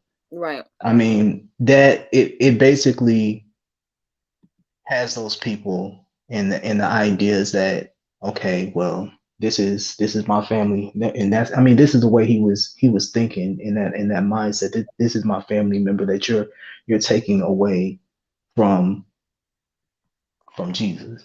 Mm-hmm. But when it comes down to it, it's the lack of study, it's the lack of, and then even not just the lack of study, but when they do study, I think you mentioned this earlier, they study just to prove what their beliefs are. Mm-hmm. Yes, and that was a big thing because then he like I remember him hitting us. I think he emailed later, like a few days later, and hitting us with like all these books. Like, read these books, right? And the thing is, when it comes, because again, understand he was a pastor in training, so there were certain books or whatever, and there's certain conversations that they know they try to like operate around. And I know as a Christian, when I was a Christian, I know that there were certain things I just wouldn't read, you know? I was even told not to read a lot of things that if they weren't, even if it was Christian, if it wasn't from Church of Christ authors, you know? So, you know, there's a lot of things that we do. And even when it comes to, there's an etymology of Christian, like what Christian means, and understanding. So a lot, and we had got to a point though where we were like those people who said like Didn't even want to be called Christian, we ain't right? Christian, right? Because we Right. understood like what Christian actually meant. So we were like, we ain't Christian, but we still was repping the Bible. You know, we were one of those. You probably know some of those people where they like, I'm not Christian, but you still believe in the Bible and you quote the Bible and you like living your life by the Bible. And so we were kind of like, we went through that phase. Now we never went to the Hebrew Israelite phase, but we did go through that Yo. Oh, but so and this happened with other family members. I know there's, I spoke to a family member not too long ago, and it's that proselytizing. It's like she's like, "What happened to your relationship with Jesus Christ?" And you try to be respectful because you understand. Like, and I told them, I said, I understand that to you, I'm living a dangerous life, right? To you, you think I need saving. To you, you're just like, because even the way that she talked about my aunt, she talked about my aunt like it was like this evil, demonic entity that was Idol, basically. like an eye, right? Like an Yeah. idol. It's taking over your soul, and all that, right? So um and I was just like, you have a lack of understanding. Because what happens also, we can go to YouTube, we can go to Google, we can go and cooperate whatever we believe. So if somebody thinks my aunt is demonic, there is someone online, I've seen them, that will tell you that my aunt is demonic. If somebody, when what they've done with all of our African spiritual systems, they will go they that's what they will do. They will go to whatever is going to corroborate this story. And that's what we even have to make sure that we continue to do. I don't have all the answers. Okay, so that's one thing I think most spiritual people understand. We do not have all the answers, but that is what, it's a personal journey. We take the journey as people on our own. Right? And so the question I have, right? I Well, not the question, but what I said is why I left the church and why I'm never going back. Because a lot of times, and I'm a type of person where I'll say, I never know where I'll be 5 years from now. I could be in a different headspace. I could be in a place where I believe differently. But one thing that I know, and this might be like this could be terrible for me saying this. I don't know. I don't think I'm terrible for saying it. But one thing that I know, that I'm not going back to church.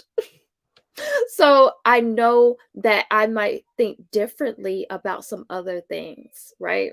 But I don't think, because I don't think the truth resides in the church. And I'm going to get into that in just a moment. What I want to talk about really quickly is, and someone brought it up, there is and I want to talk about even just why I chose MaatSpeaks as my channel name. So I remember something said to me MaatSpeaks, right? But what happened was when I first got into spiritual, going through my spiritual walk and things like that, and we were studying together. I did gravitate because I gravitated. One of the elders that I gravitated to, and people who know me know I love me some Baba Kaba Hiawatha Kamene. So I gravitated to a lot of his teachings, but I also gravitated to something that I connected to that I do believe is very much a part of my my people being from Louisiana is Vodou. So I gravitated to that a lot. And I'll talk about that a little later as well, as far as what I've learned. But one thing that I did see, and I've talked to Hanifa about this as well, what I saw is a lot of the things that we do as Black people are still very much tied to those African spiritual systems. So, for example, there was a prophet, right? Like there's a prophet that you would go to get like some juju off of you. Like if you feel like somebody had did some quote unquote hoodoo or voodoo on you living in Louisiana, there was a man, there was a prophet. They call him the prophet. And you would go and get whatever you would go and he would tell you what to do and tell you whether it was to like whether it was to like sleep with someone under your pillow or whatever it may be. There was women who were practicing certain things. They were Christian women, but they were doing some stuff to their men. They was putting stuff in their food. That's all I'm gonna say.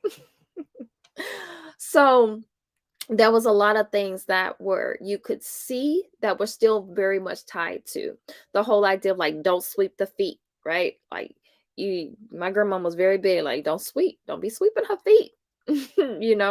So a lot of those things are very much tied to our African spiritual roots. And so I gravitated a lot to that to until this day I still gravitate to that. You have something to say, babe? Yeah, when you talk about just voodoo and Vodun, Mhm. a lot of our African spirituality, like people who want to believe in Christianity and these other things, they believe in the idea and that our spiritual system has been demonized in a lot of senses. So you start to see the residue of that demonization when you start to look at what it's turned into, like voodoo, and how it's transformed from one spiritual system to another. And then when you start to look at where we're at now, how it's deemed and how it's looked at. So that plays a big part in just how even anybody looks at voodoo also. Yeah. I mean, because we can do a comparison, right? Like we could do a side by side comparison.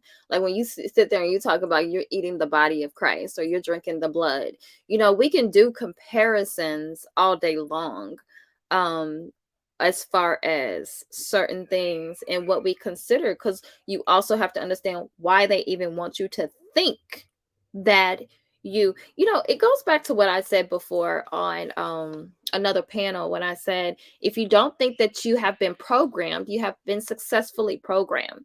So if you think that your African spiritual systems are demonic, then has been successful. They have successfully programmed in you to thinking that.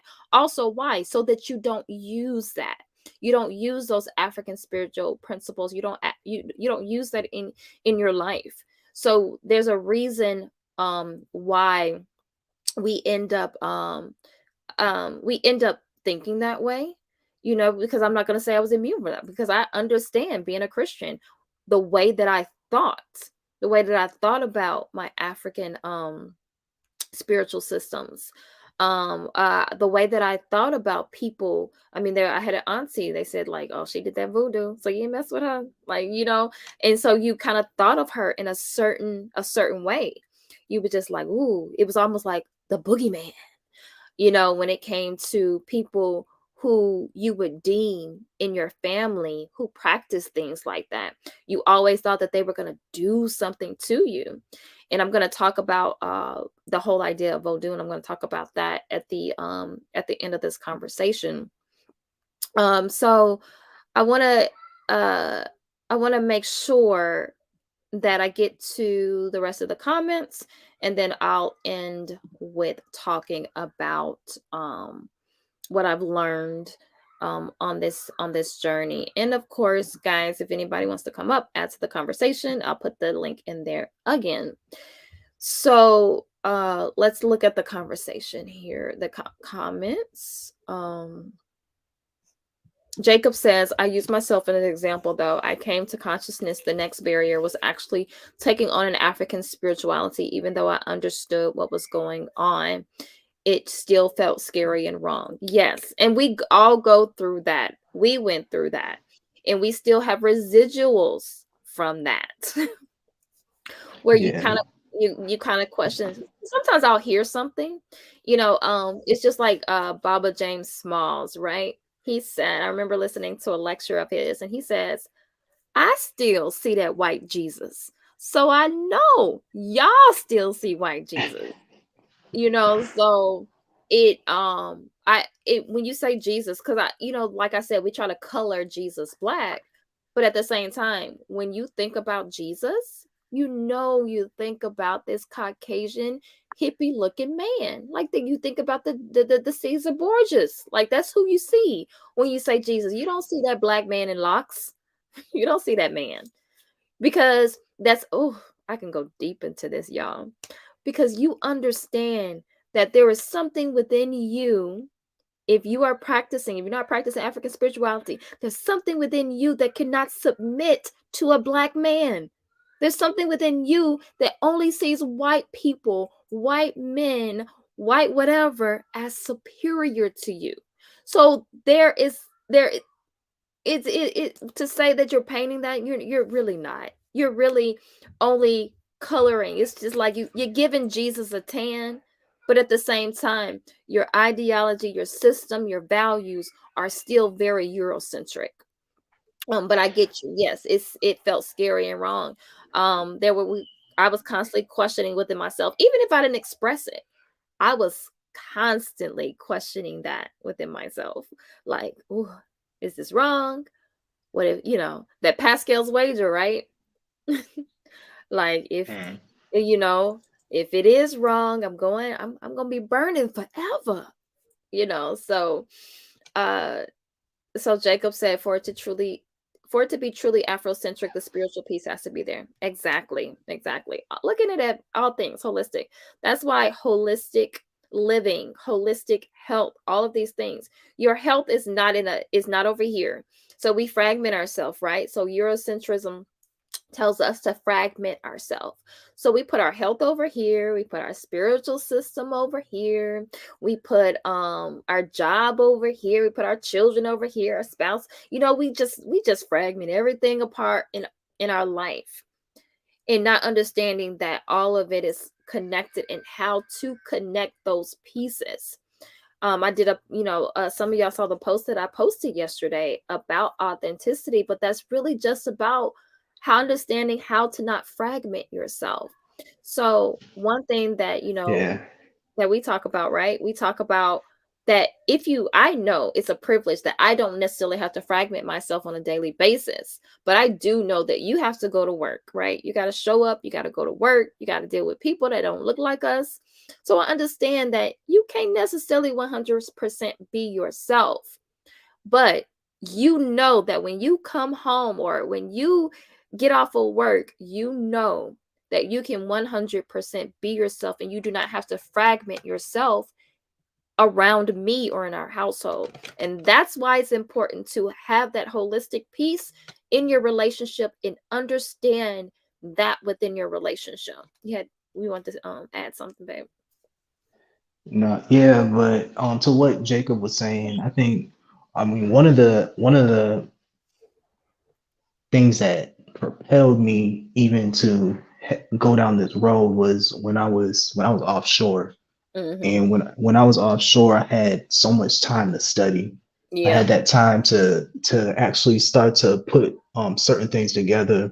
And Hmm. I think that's a lot of what we go through. A lot of what we go through is we just don't have that time to set aside to start looking into those things that are for us and are about us. And Hmm.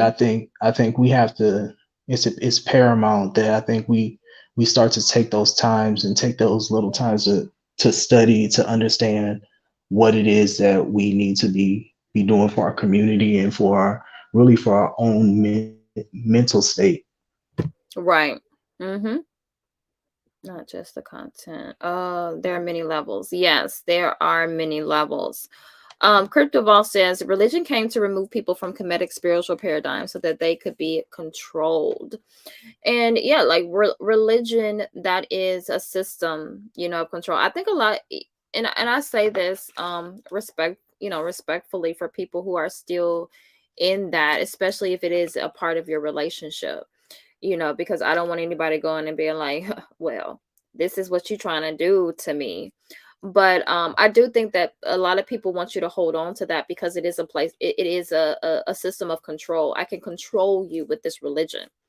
I think parents do. I think parents see it as a form of control, how they can control it, even if it's a subconscious. I think it can be subconscious, but we use it as a form of control. So you use it as a form of control in your relationship. You use it as a form of control within your I mean, even I think even I mean in any form of relationship, you can use religion as a form of control, but we have to understand where that came from. That came from a certain place and time where it was being used to control. I'm going to get into Christianity too on whether I believe that it's not just that, because at one point in time I would have said that it's not religion, it's not Christianity. It's just it's just the people who misuse it. But I think a little differently now than that. Let's see. And I wanted to add that I mean, even when you start to look at Christianity or the Bible, a lot of times what happens is you're looking at a piece of literature that in religion that the femininity really has been teased out Mhm. of that those aspects. So you have an issue with not having balance in those perspectives too. Yeah, and that's true because I and that's something that I think us as Black women have to reconcile if we are following that. Why? Because I think there's a lot of people who seek to be dominated and they don't even understand that they're seeking to be dominated. And that's because it's very much a part of this one, the patriarchal system, but it's a part of your religion. You're seeking it because that's what you're used to. So I think a lot of women, who scream submission, submission, submission, and no, just I've gone over the what I believe the etymology of the word submission means. I did like what on Brother Omawali's channel when Sister Neff said surrender. I do like that word because I think we have to understand that what it even means with leading, with leadership, what that even means and how we can how we both, we're partners in this thing. There are sometimes, of course, that my husband takes the lead, of course. But it's also then he's just like, okay, you got it. You know what you're doing here, right? So I think we have to even understand that dynamic in what you're saying when you say that, you have to reconcile that within yourself. I'm not here to reconcile that for you. So if you're following the Bible, you're following scripture, you have to reconcile the fact that they decided to remove the feminine. And I have a hard time with people who say, "Oh yeah, there's things missing from the Bible." Well, what's missing? Or, yeah, there's some lies in there. What are the lies? How can you go by something that does not have the whole truth and then try to tell me that you're going to live by that? I have a hard time reconciling myself with that. So I know other women probably, well, not probably, but you should. You probably should have a hard time with that because removing the feminine is removing you. You know, there we're one. We're holistically we understand as husband and wife, like we are one, we're one unit. We can't separate one another. And that's literally what they did to your spiritual system, or the spiritual system that you follow. You have disconnected yourself, fragmented yourself, and disconnected you. I think that's a huge part of the quote unquote gender war. Like what I said, we evolved, right? We evolved as a couple after we left Christianity. So that probably tells you all you need to know. But Ayapo, he said, I lay all this confusion at the feet of the oppressor. They purposely created this environment of confusion so people don't know which way is up, and for what? To buttress their frailty. Despicable. Yeah. Absolutely. Yup. Mm-hmm. Liberated soul rebel. I was saying, in the sense of being a preacher's child, I imagine the church house was visited frequently. Mm-hmm.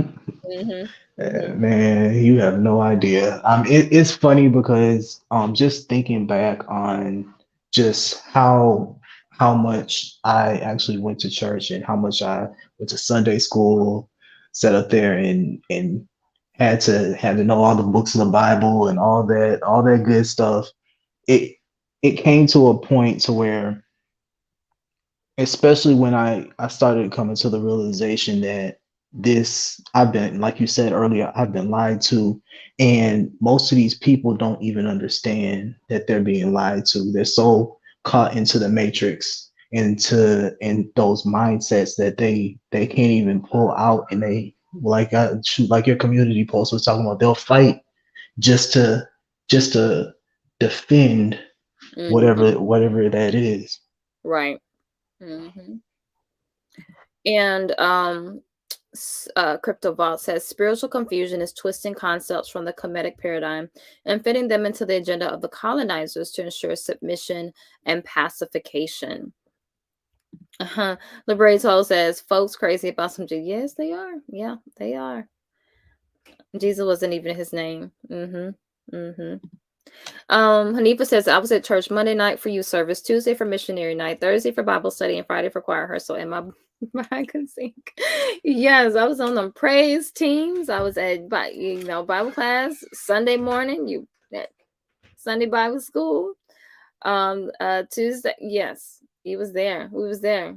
We were there. Hold on, y'all. No. Oh, okay. And so how can there be power in that name? I'm so glad you brought this up, Jacob, because I think we don't understand the power of the subconscious mind. So a lot of people say, because I remember I had a conversation with my friend, a friend of mine, years ago, and she was saying, well, she was kind of turning away from Christianity, but she was just saying like, well, I do know that there's times that I've called on the name of Jesus. I was one of those, and mind you, I was one of those people, because my grandmother used to say, you need to call on Jesus like 7 times. So I would call on the name of Jesus like 7 times, and I would be going through some stuff, and it never really worked for me. But I know some people say it worked for them. And she was like, yeah, things would change for me when I call on the name of Jesus, right? And people have to understand, there is this book, The Power of the Subconscious Mind, and it goes over that. It could be, you could think there's power in the name dog. And if you say it and you believe that it has the power, it will change whatever you think is supposed to change, because that is you. That is the source within you.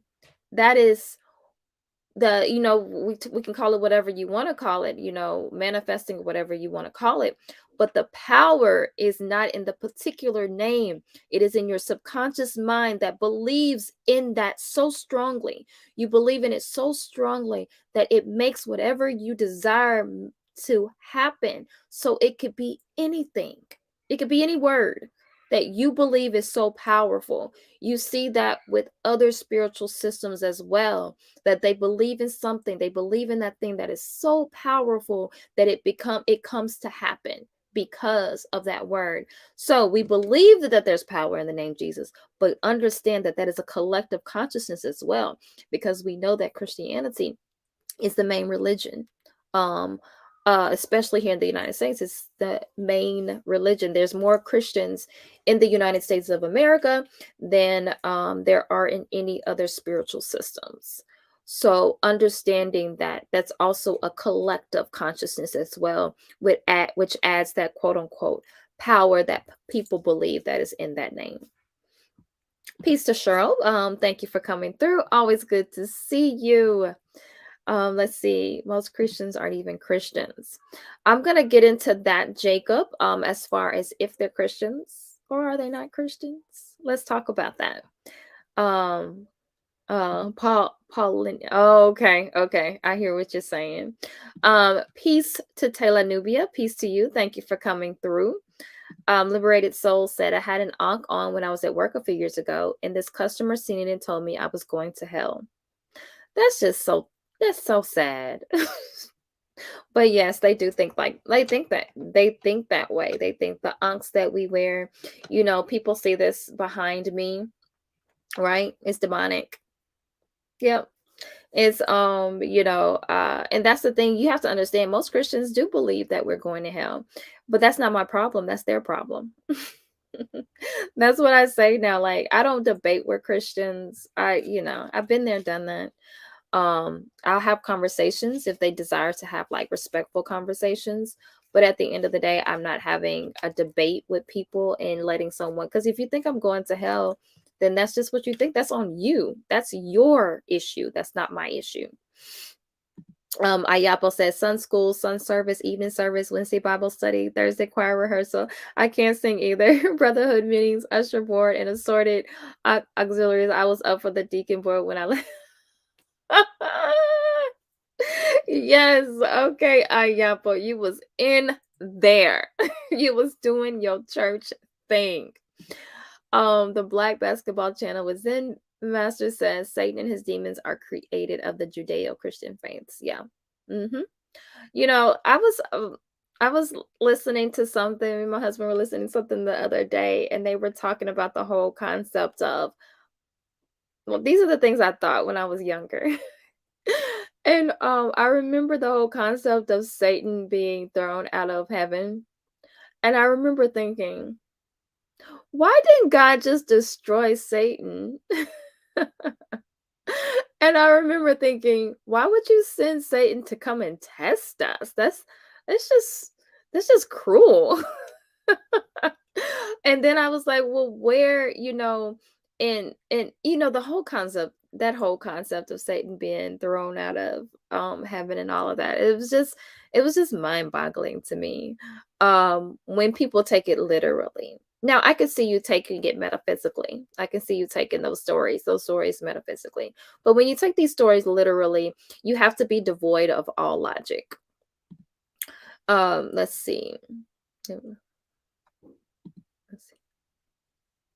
okay. All right, I'll take you. Tell me when you come back. And I'll let you back up. Let's see. I'm just going through the comments, y'all. So in order to believe in being possessed by demons, one has to first believe. Yes, I had that conversation a while ago. I think we had it on this channel. I said that in order to believe in that, I think we were talking about the documentary Hebrews to Negroes, and I talked about that as well. In order to believe in that thing and for that to affect you, you have to believe in that thing in the first place, and someone could actually say that, God is this. I mean, because we also can talk about duality, right? We can talk about you have the there's something within you that can be good or evil, so we can talk about duality in a sense. But this whole, the whole Satan story, right? To believe in that, and a lot of Christians was like, well, you don't believe in evil at all. It's not that we don't believe in that, but it's also about what do you consider evil? What do you consider good? Because everyone has the ability to do good or evil. CryptoVault says religion started with anti-spirituality movement. Its origins are entrenched in a movement to oppose comedic spirituality, which required a level of discipline and humility. So there, when we even talk about it, we can go all the way out. I'm not a historian, but we can go all the way back to what was that thinking? We can go all the way back to the Catholic Church and the mission, the mission that, or what they were able to do from the Catholic Church, because technically, if you're Christian, you're actually under Catholicism, but a lot of people don't want to have that conversation. Splash holy water on my eye. Yes, they splashed it on me. Put when the pastor put their hand on your forehead. Let's see. So Hanifa said, my mother and grandmother to my aunt, don't sweep the feet and don't walk over. Oh, yeah. Mm-hmm. Yep. Cheryl said, the power of Christ compels you.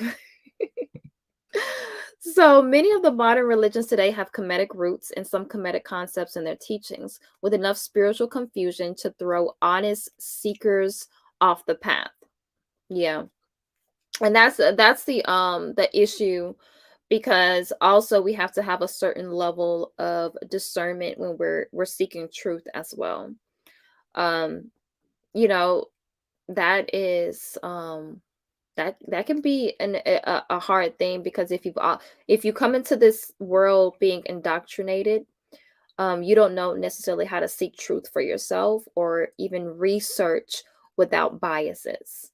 And that's one of the things that you have to learn how to do. Some people have to be taught that. That's why it's important that we do have institutions, so that we can teach actually how to actually research and learn and seek that truth from a certain level. Hack said, I'm dealing with a Christian trying to save me now. Oh, aren't we all?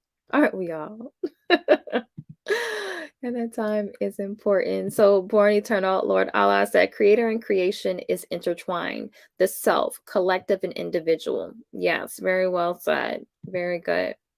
The thing for me was, if I'm going to go to hell under my Christian mind frame, it's going to be on my own accord of searching, and not because I chose to believe in something that I was told. That's a great point. I think that a lot of people don't get to that, because looking at that from going on my own accord, right? Because I'm searching, I'm seeking truth. There was a billboard. I can't remember exactly what it said. It was in the South, by the way. You know how we do in the South. But it said something to the effect, I can't remember it verbatim, but it said something about research or logic or something like that. It's like the tools of the devil. And I was just like taken aback when I saw that, because I was like, oh, they're really like teaching like you cannot research for yourself. You cannot look things up for yourself. Like that, in a sense, is that you're going against God by researching for yourself. So you can see what religion has done to the minds of people. There's no way to remove someone from a true spiritual system unless the system they are being forcibly subjected into resembles the one that they are coming from. Okay. Yeah. I need to read that again. So there's no way to remove someone from a true spiritual system, okay, unless the system they are being forcibly subjected into resembles the one that they're coming from. Okay. See what you're saying. And then Cheryl says, like, if you are a Christian, okay, cool, but don't talk down to me like I'm a child or like I'm lost my way because I'm not a Christian. I swear 90% of Christians do this. Such arrogance is unparalleled. Yeah, there's an arrogance in Christianity, because there has to be, because you believe that there's only one way to God. You can only get to God by that way. And if you are using any other way than the way that is prescribed in the Bible, then you are truly not living the true way, or the way that You don't have God in you. You're not, all those different kind of things. There's a lot of things that they believe are sacrilegious, right? Like, us walking around calling ourselves gods, like, we're not supposed to do that. So yeah, there is an arrogance there. And again, why I don't debate with Christians. The only true scripture is nature, natural law, physics, quantum physics. Even when we experience nature differently, depending on location. Yes, I believe that. I think Christians need to get out in nature more. I think that's missing. I think a lot of them just don't. I had to train myself to even just sit out, sit outside, listen, use your senses. A lot of them just don't go out in nature. There's a disconnect. So is it faith in that? So is it the faith in that power? Yeah, I believe so. You're talking about the name. I do believe so. I believe that first I have to believe that if I say this particular name, that it's going to do something. So it's not necessarily it's the faith. You believe it's the faith in the name, but you believe so strongly in whatever it is. So let's just use Jesus as an example. You believe so strongly in that that it ends up being faith. You end up subconsciously believing in that so strongly, but you don't realize that it's actually you. It's the power of you. It's the power of your subconscious mind. He said, I now go to Bedside Baptist and sometimes I fellowship at St. Patrick's. To get your Sundays back though, or get your days back, that's true freedom. When you like, we had kids, getting those kids up and ready for church. That would be a task, and you already mad before you get to the church house because you had to get all them kids ready, get their hair done. Oh, that was God doing his shadow work. Oh, okay. Because as above, so below, Satan and God are one and the same. I agree with that. You know nothing. I'm not sure who you are. Um, I'm not sure if you're talking to me, but you're right. Born Eternal Lord Allah. I take people through an examination. I see how serious people are to learn. So I suggest a book lecture by said person before we have a conversation. That's actually a very good way of having the conversation. We did the same thing. We suggested books to people and in order to have the conversation. But it's kind of like when we read post-traumatic slave syndrome. We were kind of like shocked. You know how you're shocked because you're just like, I read that book or I watched that movie or I saw a documentary or whatever it is, and you're like, you didn't get the same thing that I got from that. Not saying we have to think alike, but it's just like it did nothing for you. Like it didn't spark anything in you. It didn't make you question something. And you realize that it has a lot to do with frequency too. So if they're not, like I said, the soil has to be prepared. If the soil is not prepared, and maybe that's what you're doing by giving them the book, you're preparing the soil. And so that may be preparing the soil. We talk a lot about building bridges. And so I think that sometimes that is, but sometimes the bridge is just like, here, take this and read it and let me go on about my business. And then we'll talk at another time. It's a lot of different ways that can look. But I'm not going to steady having conversations about my salvation with you. That's not what I'm going to do because that's your issue. That's your problem. It's not mine. If you aren't a Christian, you're a heathen. Oh yeah, heathen. That's a big word for them. But even further than that, they believe in Greek or Roman culture. We're not going to get into the okay, I'm not going to say that. But that is true. That is true. That's the root that animates all of this, in my opinion. I agree with that. We can't dismiss the Council of Nicaea, right? And there's some things there that I researched that I was able to match, and I was able to see the connection. There were certain people, certain missionaries that were sent out to African places. So when we say that there was a form of Christianity in some of these places, we have to understand, where did that actually come from? Let's do a little digging. Let's look at our history before we just be saying things. Just a minute. Y'all, just a moment. Okay. Just looking at the comments here. Jacob said that's why 1 minute Christians can be against the alphabet crew, but not now most of them accept it. Yeah, I agree with them. So there are things that they're against, but that has a lot to do with media. That has a lot to do with programming. So people are easily programmed, are able to be easily programmed if it's kind of the same thing that we're talking about. The soil is prepared, so they get you to accept this one thing, and then they can get you to accept other things. And that's the whole idea of even programming. So a lot of us who are spiritual, we understand those things. There's things that people look at who are Christians I would never look at. But, and so that's the thing, is like, but I'm very careful of what I ingest in my psyche. Even if I'm looking at certain things, I understand this is a tool of programming, so I understand that. So I'm more careful of that with our kids. But especially there are just some things I'm just like, I'm not about to ingest that. Why are you, and you a whole Christian? Their morals are very fluid to meet the specification of Greek Roman culture. Yeah, I agree with that.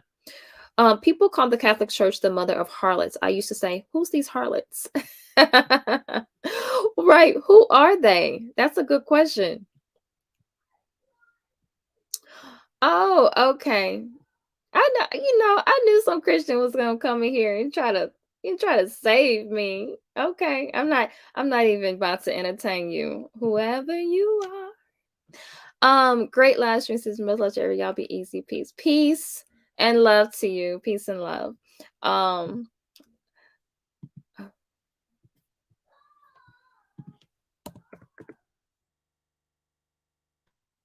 let's see here. Hold on, y'all. Okay, I'm gonna be wrapping up soon. I'm gonna end with a few things. I just wanted to get to the comments because when I have other people on, I can't really read the comments like I want to. So I wanted to read the comments. So I do not want to adhere. Did I? Oh, she said the way you just said Jesus took me back to the Terry room. I know, sis. I do not want to adhere to a belief system that is based in fear. Exactly. Exactly.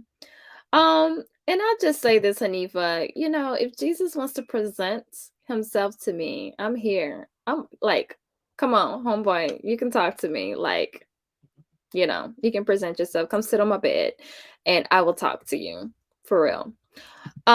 So could there be a connection between Christian values and those who believe mainstream media outlets, presidential voting, such as like an inability to think critically? Yeah, Christianity. Let me look up the etymology of Christianity real quick and see if I can. Because I used to go and look at that. So all right. So even that's why a lot of, you hear a lot of people, they don't talk about being a Christian because they understand also like when like the actual word Christian or Christos, all of that came about. So let's see if I can see that really quickly. Okay. I'm not gonna even try to look it up right now. But yeah, it does. You lack critical thinking. because you, in a sense, you have to in order to accept it. My daughter asked me the other day. She said, "Do are there adults that believe in Santa Claus?" I said, "In a sense, yeah, they believe in Jesus." Y'all forgive me. I forgive me. It's the tea. It's the tea talking, okay? But that is kind of the equivalent. In a sense, it's the equivalent because you're accepting. Now, we know that there are folk stories, there are fables, there are all of those things that exist, right? That across different cultures, and there are creation stories, there are flood stories all over different cultures. But for some reason, y'all want me to sit here and believe these stories as complete truth and that these things actually happened. And you want me to believe in this talking snake, or you want me to believe in this talking donkey. Like, I just have a hard time with that because we have to even understand science. If someone wants to come to me and have a conversation about spiritual matters, I want to know how much science you're going to bring to the table, because we have to understand our priests and priestesses were also scientists. So you're not going to sit here and tell me that something that did not have vocal cords was talking to you. Okay, I'm going to bring up my my love here. Yeah, But you up here cooking for real. but it's just like I have a hard time. We don't the rib story. Like, come on, like the I have a hard time. Like, bring the science into it if you can bring the science, but we're disconnecting ourselves from that. We're disconnecting ourselves from science. Science. Yeah, definitely. I mean, to speak to the science piece, like even when you're talking about the Big Bang, when we Mm. talk scientifically and we start talking about when the Earth formed and how long ago all this was, I mean, when we were scientifically, we were not the first entities on this earth to be to I mean to keep it simple. I mean, when you start talking about the protozoa and everything and all the what it took for this our oxygen and everything to form here where we're at right now, it wasn't even inhabitable for us to be able to be where we're at this point. So there's a lot of inconsistencies that really come through when you start talking about the science, and it's extremely interesting to look at how they try to get get people to overlook or not really pay attention to the the age of either the universe or even this earth. So I think I mean it's really interesting, and when you start paying attention to all those things and how they get you to not want to think for yourself. Yeah, yeah. And uh let's see. Um going through these comments. Says we'll go. Okay. Yeah. Oh, Yapo said, I'm gonna be wrapping up soon. If Preacher thought that means you're gonna be talking for another 2 hours. Yes, that is. Remember, and you remember it was always somebody in the church who was like, "Take your time, Pastor." Okay, so Mhm. right, stories older than the Bible. That's what we're talking about here. Like, in my sister Hanifa's voice, like, what are we talking about? Like, like, to still be having these conversations with the influx of not social media, but just in the flux of knowledge, to still be having these conversations can be a bit frustrating. But again, I understand people wake up at differing points, so I think my husband here, he's a little bit more gracious than I am. Sometimes I'd be like, look, we are at a situation here. Like we don't have time for this. Like To a point. here's the right to a point, right? Here's the information. Read the information, then come back to us. I don't believe in the whole concept of sitting around waiting and having conversations with people who just don't want to get it. I think like how we talk about the Black Panthers, right? They had a book, a book list, or right, anything that we are building on. Everyone should say, okay, these are the books that we should know before we even have a conversation. That's why I like what Liberated Soul said. These are the books that you need to read before we have a conversation. I have mentors like that. These are the books. Tell me before you come and ask me a question, what have you researched? What have you done? What have you looked into? Before you come into me asking me questions about this, and this, what have you done first? And then we can have the conversation. But don't come talking to me and you haven't even read this book, or you haven't researched this. Then we can have the conversation. I think a lot of times we're having conversations with people who don't wish to seek any more information than what they already know. And that is the problem. And that's why we're running in circles when it comes to people who are religious. That is one of the and I'm glad Liberated Soul brought that up about giving people books and knowledge before you have Mhm. conversations with them.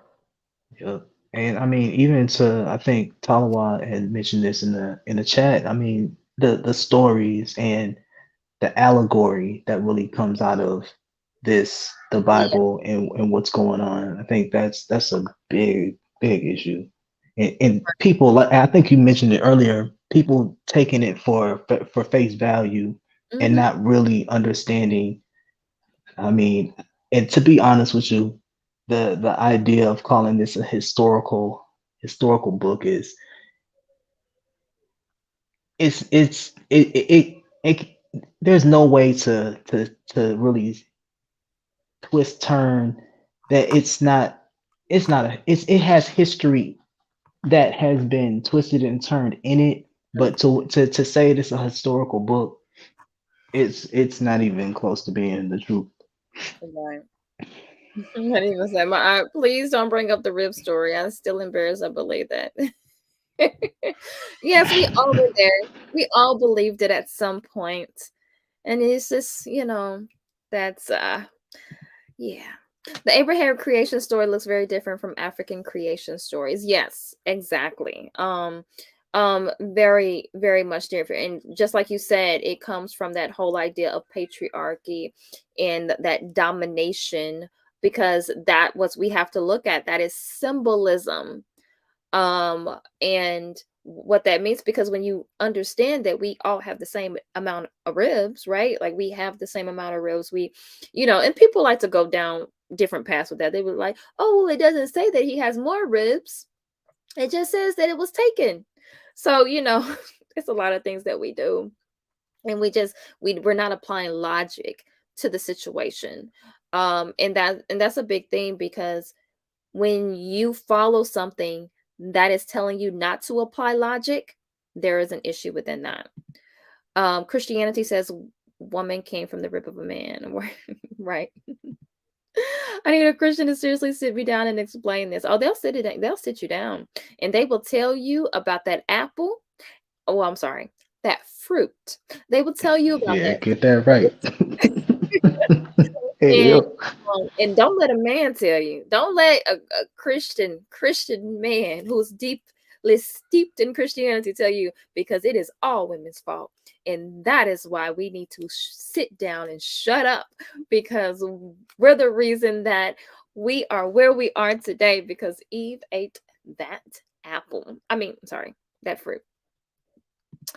It's my eye. You got to know where you are at. Yeah. I suspect Christian stories more like creation of the social order of said society culture of the story. Yes. Uh-huh. I agree with that. Mhm. Yep. And let's see. Who received the first prescription in the Bible? Moses. He got two.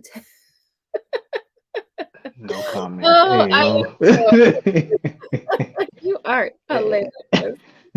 Oh, Okay, guys. So I'm gonna finish up with what have I learned? What I have learned in this journey from leaving Christianity, leaving religion, and accepting my spiritual roots. So understand that it was spoken to me. So when I gravitated to spirituality and I was learning some of the Kemetic principles and Kemetic spirituality or Kemetic science, one thing that I learned, one of the netters that I gravitated to was Ma'at. So I did Kemetic Reiki. I'm a practitioner of Kemetic Reiki and things like that. But one thing that I did was I had put I am Ma'at in several different places years ago. Years ago. And it kind of hit me probably like a year ago when I was like, oh, like I said that about myself. I said that I am my I put it in my phone. Like whenever my phone turns on, that's what it says in my phone. And so it was just started to hit me that I was also subconsciously becoming my because I was putting those things in my in my phone. We had like Gagut, the frequency of Gagut. We had that like in our car. We had that in the house, different symbols that we had in the house on the altar and stuff like that. So a lot of these things also we were not just developing inside but on the outside too, by seeing these symbols, by seeing these things, even though that I wasn't even really focused on them, because it just hit me like the fact that when my phone loads up, it says I am my ad, right? So there was something that said that, you need to start something. I didn't know it was going to be a YouTube channel at first. I knew I wanted to start a YouTube channel about something else. But at first I was just gonna do a blog. And then it was just like, my aunt speaks. So that's where my aunt speaks came from, just because something told me to start something my aunt speaks, and not just me speaking as my aunt, but also that my aunt speaks through me. My aunt speaks, period. Just the principles of my aunt speak. So when people look at if you look at the principles of my aunt, when you look at um harmony, reciprocity, truth, all the principles. I'm not going to say balance, all of that, order, all those principles. How can you dare say that those things are demonic, right? When you look at what the 42 negative confessions, how can you say those things are demonic? I think there's something inherently wrong with you if you look at your African spiritual systems and think they're demonic, but also that's a lack of studying them. But also understand that while I do appreciate the Kemetic principles, I do also very much have respect from the spiritual systems, as far as especially Ifa. I have a respect for Vodun. I can't really I can't just say I'm totally like Kemetic science. I'm also very much in tune with what I believe is very natural to me because of where I come from, which is Vodun. And so I give a lot of acknowledgement and praise to Mama Baina Bello, who helped me understand Vodun at a very on deep level. I listened to her lectures a lot, and I really loved of how she actually explained Vodun. So I just want to show you something that I looked at very early in my journey when it came to Vodun. And I'm just going to show you a few minutes of it, because I think that we have to understand who we really are and what that looks like. So just a moment, I'm going to share it real quick as I get to the end here. One moment, family. Okay.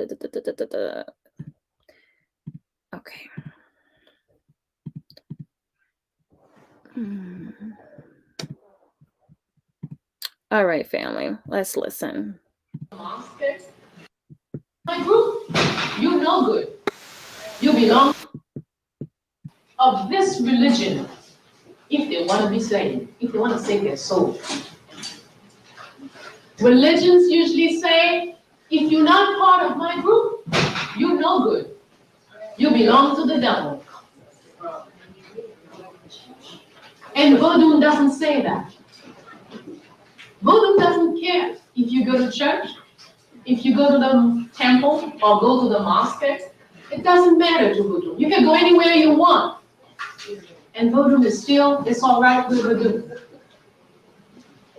And if we look at the word Vodou, we learn that it means the spirit is present. Be aware that the spirit is present. In all that you do, know that the spirit is present. It doesn't sell you a spirit with a particular name. It doesn't tell you unless you call the spirit Jesus or Allah or anything else, then you will be damned. No. Vodou is very comfortable.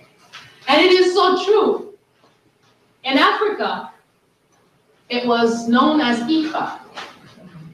And you learned about Esu Elegba. When you come to Haiti, we call it Vodou. And we say Legba. When we go to Cuba, we talk about Santeria. We talk about Obia. We talk about Lukumi. All these are children of Ifa. And we find the principles remain the same, though the details may change. What is important is to know the principle. And most of all, as many of the Ungan at home say to me, when I ask what is the most important thing about Vodou, they say, well, you don't have to go somewhere, stick out your tongue, so they'll put God in you. In Vodou, God is already there. You just have to know how to call on him and say, come on, I need this work done. You don't have a special day. There is no Saturday that is a special day, or Friday that is a special day, or Tuesday or Monday or any other day. Vodou says you must be aware of the presence of the Spirit every minute, every second, in every thought, every word, and every action of yours. Okay, I'll stop there. I could Yeah, listen. yo. Yeah. Yeah, I could listen to that all night long. You ain't never lied about that. All right, family. So that was I love her and I love listening to her, but that was something that really helped me to understand our spiritual systems and understanding. That's why I think I talk about not fragmenting ourselves so much, understanding that the spirit, the frequency, that you have access to it every moment. We got to stop wanting to go to church to get high, to get that high, and then you come home and then you're back to needing that high again. When you understand that you are, how they always say, like, the people are the church, you are the church. But at the same time, understanding that we as people are very much tied. We're tied to that source. So understand understand those things. So I have a question that just came in privately, so I'm gonna answer it. I'm gonna go through the comments, and then I will end with one last thing. And so before I go to the comments, babe, do you have anything that you want to talk about, like, that you've learned from our journey? There was one thing did want to speak to what she was talking about, and I mean, I think it runs parallel to some of the conversations that are had in some of these spaces, especially when people talk about that, like there were so many different tribes and things like that. But when we talk about what she was exactly what she was talking about, there's commonalities in all of these systems that traversed Africa, that traverse really, like she was saying, across the world, because I mean we were the first people. So because these systems that were able to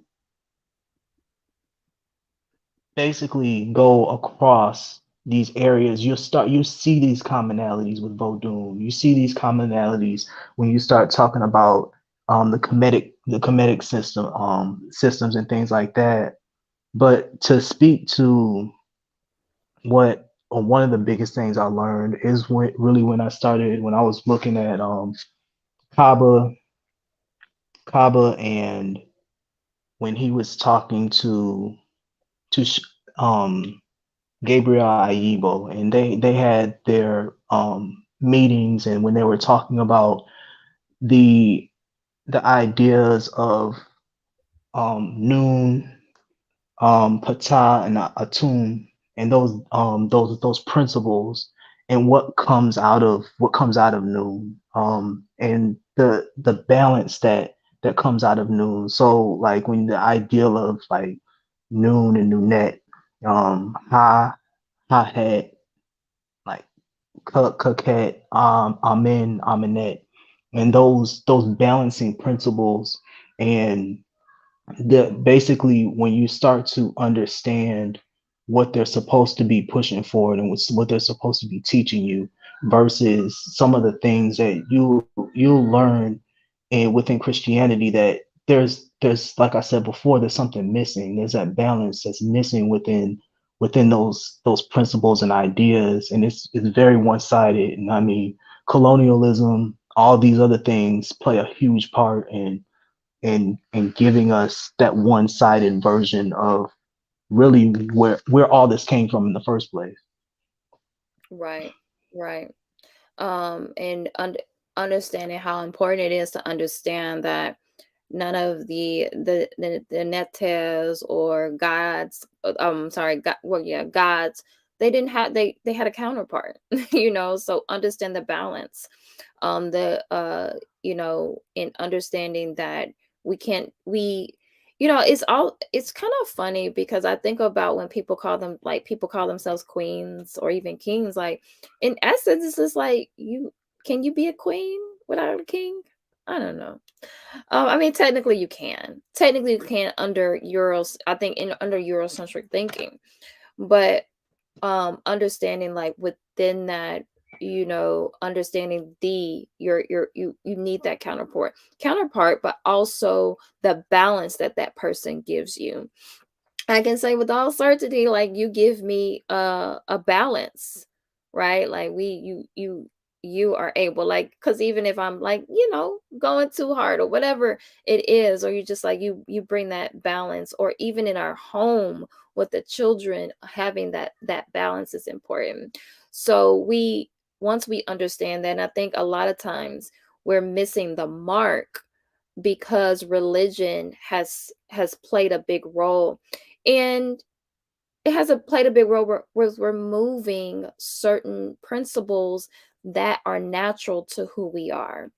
And so if you remove that, that's fragmentation, Yoruga, right? And so I do have a question that came up. Someone sent me a question. I want to answer it. I want to see what you think about the question as well. And if anybody wants to add to, first I'm going to go through the comments and then I'll ask the question. So he said Greeks were fascinated by the mystery schools of Kemet to which they came to study philosophy, science, and spirituality. Yes, exactly. Mhm. That Mhm. is the truth.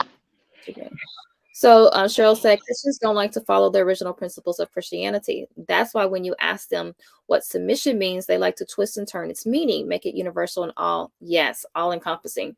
That is very true. I have a hard time with the submission conversations because we are making these terms into we're just turning them into something else.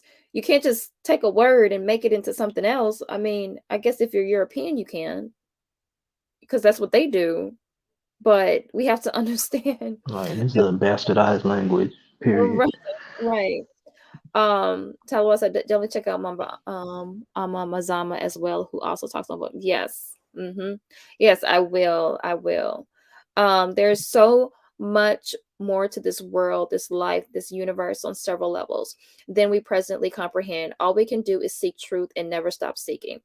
That is it. That's it in a nutshell. Put that in the comments and let me pin it, because that's what it is. We're seeking truth. To For anyone to say that they have all the truth is an issue. So when a person comes to me and says, "This is the truth," and I have the truth, like, you have to question that person, because they're not a seeker, and that's one thing that we have to understand about seeking. That's what I said. This conversation was for people who seek truth, not the truth that you think is truth, not the truth that you condense and you put into a box, and you only research, and so you research to validate that. But people who are actually seeking truth, no matter what you grew up to believe, that's what you're seeking. I think you're especially right about the fragments. The million tribes fallacy, talk on it. Right. So I think the power of African spirituality is fought so hard against because the oppressor knows the power and truth behind it. If it had no power, they would make sure we stayed in it. Yep. I agree with that, Ayapo. Indigenous people across the globe. Yes. So Right. why would people who enslaved you hate you and have nothing but contempt for you give you anything that would edify you or present an opportunity to exist in peace and paradise? Yes, that's a good point. I've made that point a lot with people. It's sad when I hear people say that Christianity was something good given to us because it got us out of our, it saved us.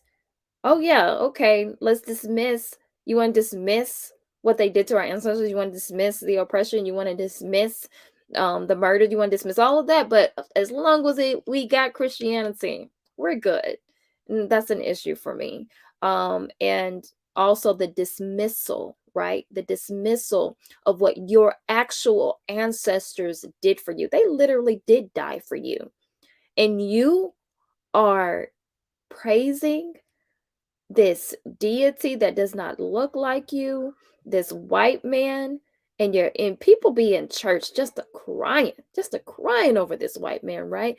But what about your ancestors? They are literally sitting there waiting for you to actually acknowledge them so that they can do the work for you. But you are sitting here still praying to this white so-called savior. That's an issue for us, a big issue. Um we'll get this. So my under African prophecy, you can't reach the status king and queen without the counterpart. Exactly. Thank you for adding that, Mike. And peace to you. Peace to you for coming through. Sister Ma'at, you said you were wrapping it up. I had some residual in me, Ayapo. Oh. Mm-hmm.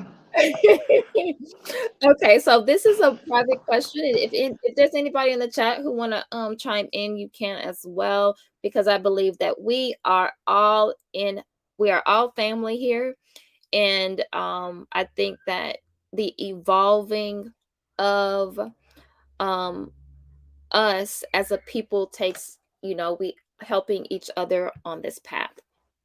But someone asked, what advice do you have to married couples who have not reached the same stage yet? One is seeking and one is not.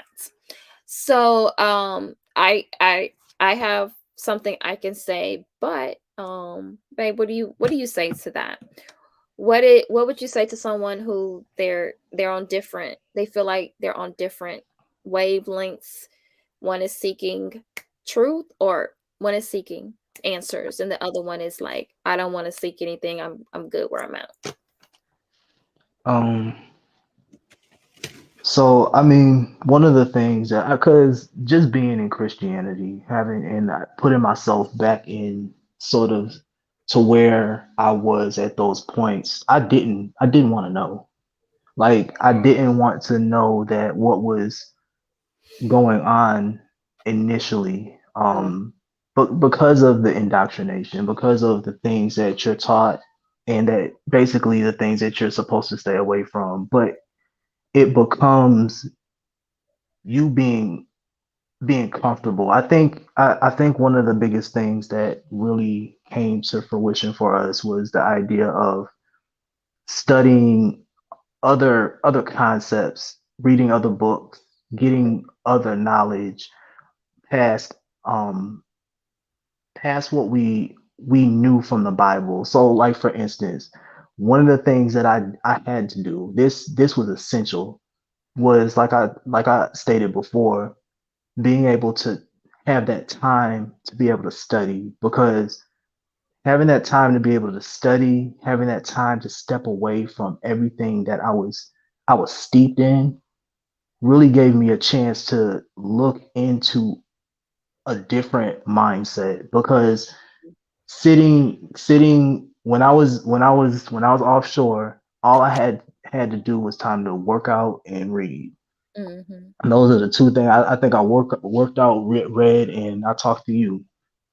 And it gave me time to start synthesizing my own thought process, synthesizing just those ideas that I was reading about, even when I started looking at Dr. Joy DeGroy, when I started looking at these other things, even when I think we looked at, what's his name, the the Hidden Color movies. Mm-hmm. We started to step away from everything that was bombarding us in within society. So I think a lot of times, and this is extremely difficult work when you are bombarded with work and all the things, family and things like that around you, because I think we talk about this all the time, that loss, and I mean this goes back to our culture, that loss of community can be a huge hit to you, not wanting to lose whatever community you're connected to at that time, Mm-hmm. and wanting to be connected to your family and those people. And what happens is you you you want to please those people who have raised you. I think you've even talked about the idea of not wanting to let down somebody who has taught you everything, and they may be gone now at this point, and you're Yeah. trying to hold on to it because that's a piece of who they were. So I think a lot of times it just really takes you being able to take time away and close everything else out, close everything else out, to be able to move forward. Yeah. Yeah, the just like Brother Talawa just said, like the community piece is a big one. Us coming from families who um are still very much tied into the religion, and they do believe that, you have to understand how strongly they believe in that. They believe so strongly into that they think that you are condemning yourself. They think that you're condemning yourself to hell. And that can sit very strongly within a person. That's not something, you can take, that most people take lightly, like to say that you're going to hell. Some people joke about it, but at the end of the day, people have a strong fear. Like it's strong, but not to depart too much from the question that was being asked, but it's kind of a silly thing when you think about it, because there's a lots of other things that could send you to hell in the Bible.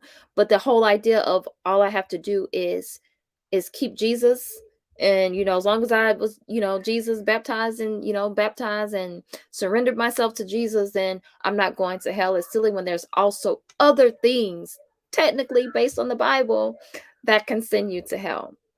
But to answer the question, that it is a tough thing, because take your relationship away.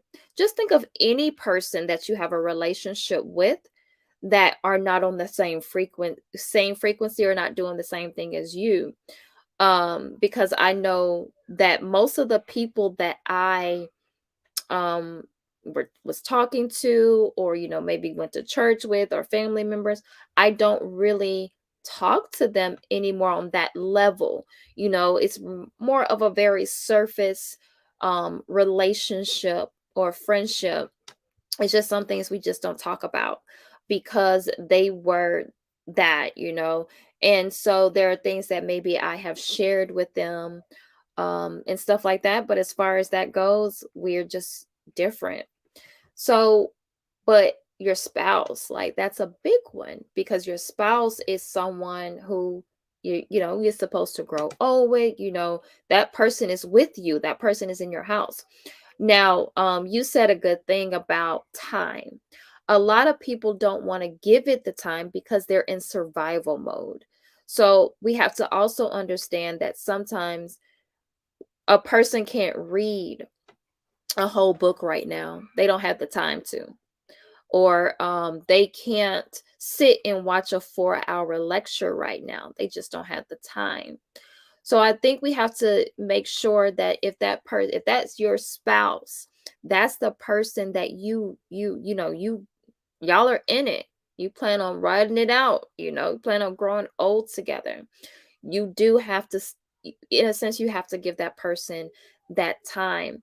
And one thing that it was very important that you said was community. Sometimes we know that your spiritual system is the last thing to go. It's usually not the first, it's not the second, it's not the third. It's usually the last thing. So a lot of times we come into consciousness when it comes to our spirituality and all those different things. We come to that, all those things first. Some of us have come into like veganism, all of that. Some of that is easy to come into. Not easy, but it's easier. But when it comes to your spiritual system, that is the hardest to let go. So what I would suggest, and like I said, anybody can add what they think in the chat when it comes to relationships.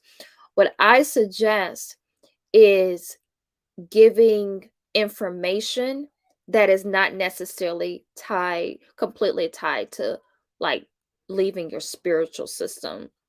You want to give them information that's easily digestible, because that is the person that you love. You don't want to be arguing about your spiritual systems, because that's just gonna add a disconnect. You want them to get there, but the path that they get there may be different than the path that you get there.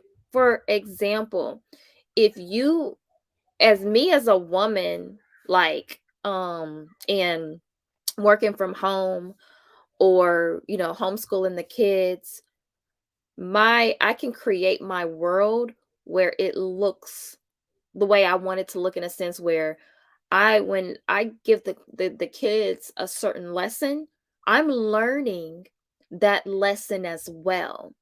Brother Talawa, the question was, um, what advice do you have for married couples who have not reached the same stage yet? So one person is seeking and the other one is not. They kind of want to stick to their same paradigm, their spiritual system. They don't want to let their spiritual system go. And so they're kind of on different. It's a different, it's different. They're kind of missing each other when it comes to the spirituality. So I would say easily digestible, because sometimes we do have a certain level of some people, and it depends on your relationship, it depends on your role in the family. But sometimes you have I know that when I was studying a lot at one point, uh you were not necessarily doing as much. You were still studying when you could, like on breaks and stuff like that, but you weren't studying at the level I was studying until you got a different position. And so a lot of times we have to understand that there's a certain level of privilege, like that a privilege for me, if I can be online looking at videos, or I can be sitting at home reading a lot more books, or I can be what is the word? I can format the homeschool lessons so that not only are I'm teaching them something, but I'm learning something at the same time. So there's a lot of things that we have to understand that it might get in the way of somebody else being able to seek. That's just not high on their list. I know people who are even religious, they were like, well, my husband wasn't even religious. I was the one going, getting the kids up and taking them to church. And then eventually they came on. I think we have to understand within that dynamic, eventually, if you keep doing the work, you keep doing the work on yourself. I believe eventually that person will soon be able to follow or not, I'm not going to use the word follow, but they will come and meet you where you are. Because I think a lot of us are where it's kind of like we talk about learning. We all go through cycles. We're going to talk about this next week. The first conversation is December. We're going to have married couples on here talking about that. We have different cycles in our marriage and our relationship, and we have to understand how to maneuver through those cycles. So, I would just say you have to, you that's the person you want to be with. I'm all about marriage and all of that kind of stuff and having Black families together. Then that means you have to give that person that time to catch up. You keep doing the work. Okay. Whoever you are, you keep doing the work. You keep studying and embodying those things. You don't have to push your African spiritual system or whatever you're choosing to do. You don't have to like force it down their throat, but you can embody those principles to the Mm, to the point where that person is like, oh, there's a change in you. Let me mm, start looking at those things as well. And I know it can be hard. Like I said, it's a privilege, or it's just amazing that we got there at the same time. But yeah. yeah. I just wanted to add, especially to one of the things that you said was you kind of having that privilege to be at home, to not really have to fragment yourself in that mindset. It's still a very intentional work for me to be able to take time to study, especially since um, I've gotten to a place where I'm basically coding all the time. So it's a very intentional work to be able to continue to delve deeper and deeper. So I think a lot of times it really does come down to that intentional um, Mm-hmm. wanting to seek that other knowledge too. But I mean, when it comes down to it, yeah, I hear what you're saying. I think that it's important to to have that counterpart and continue to do that work, because you doing that work will you'll see the fruits of that through how somebody is starting to portray and starting to look at those principles that you're actually starting to portray also. Yeah. And I think having something safe to read, it doesn't have to be like so heavily like spiritual, but just because I think that's something that we did. A lot of things that we did together was like just reading together. If that person, if your spouse is open to that, reading together, looking at a video together and stuff like that, giving them bite size. You can't give them a whole meal at one time. Sometimes you just got to give them give them a little appetizer. But I'm gonna read these comments, and we're gonna I'm not gonna say it because I Yapo said I'm gonna. Yeah, you So looking comedic, preaching. comedic Sure society enough. is not based on material resources, but on spiritual knowledge and a strong connection to the non-material. The Greeks and Romans failed to recognize what they were destroying. Yeah. That's why I even have issue when people talk about like they talk about like everything being in the Bible and stuff like that, and understanding how many things that they actually destroy, how many books they burned, how many whole cities, and all these things that they did, they were destructive. So to say that we've lost knowledge is an understatement. To say that we lost knowledge that existed is an understatement. So to say that you have it, you got the juice, you got the truth. I can't get with that, because I understand also that they destroyed a lot as well. So, and then they're gonna give you something full of truth. I can't get with that. Fear is a powerful motivator. It is. It is. It's powerful. Um, so Medu ancient hieroglyphs, a divine language, was outlawed. Other symbols uniting the people of Kemet, such as their temple shrines and spiritual practices, were destroyed or outlawed. Exactly, just like they did also when they made our ancestors prisoners of war. Right, we couldn't practice our spiritual systems as well. And then, Brother Talwa, I would say try to think more organically than academically about it if you see the potential for change. Right. If you see the potential of change, you want it to happen more organically and not necessarily, hey, I got to throw some books at you, or hey, listen to this. But what is it that you can share together that is not so like in your face? I think the reason also when it came to us reading Dr. Joy DeGruy and listening to her lectures, post-traumatic slave syndrome, it was safe because it wasn't about spirituality. Now, what came after that in understanding, even the way that, certain people were talking to me, it just didn't happen. It wasn't spirituality, wasn't in my face first. Like, you got to get rid of your spiritual practice. You got to get rid of Christianity. It was other things. It was the consciousness piece. It was your dealing with your blackness piece that came before the actual spiritual piece came. Ayapo says it's very difficult to separate a person from something their identity is tied to. Yes.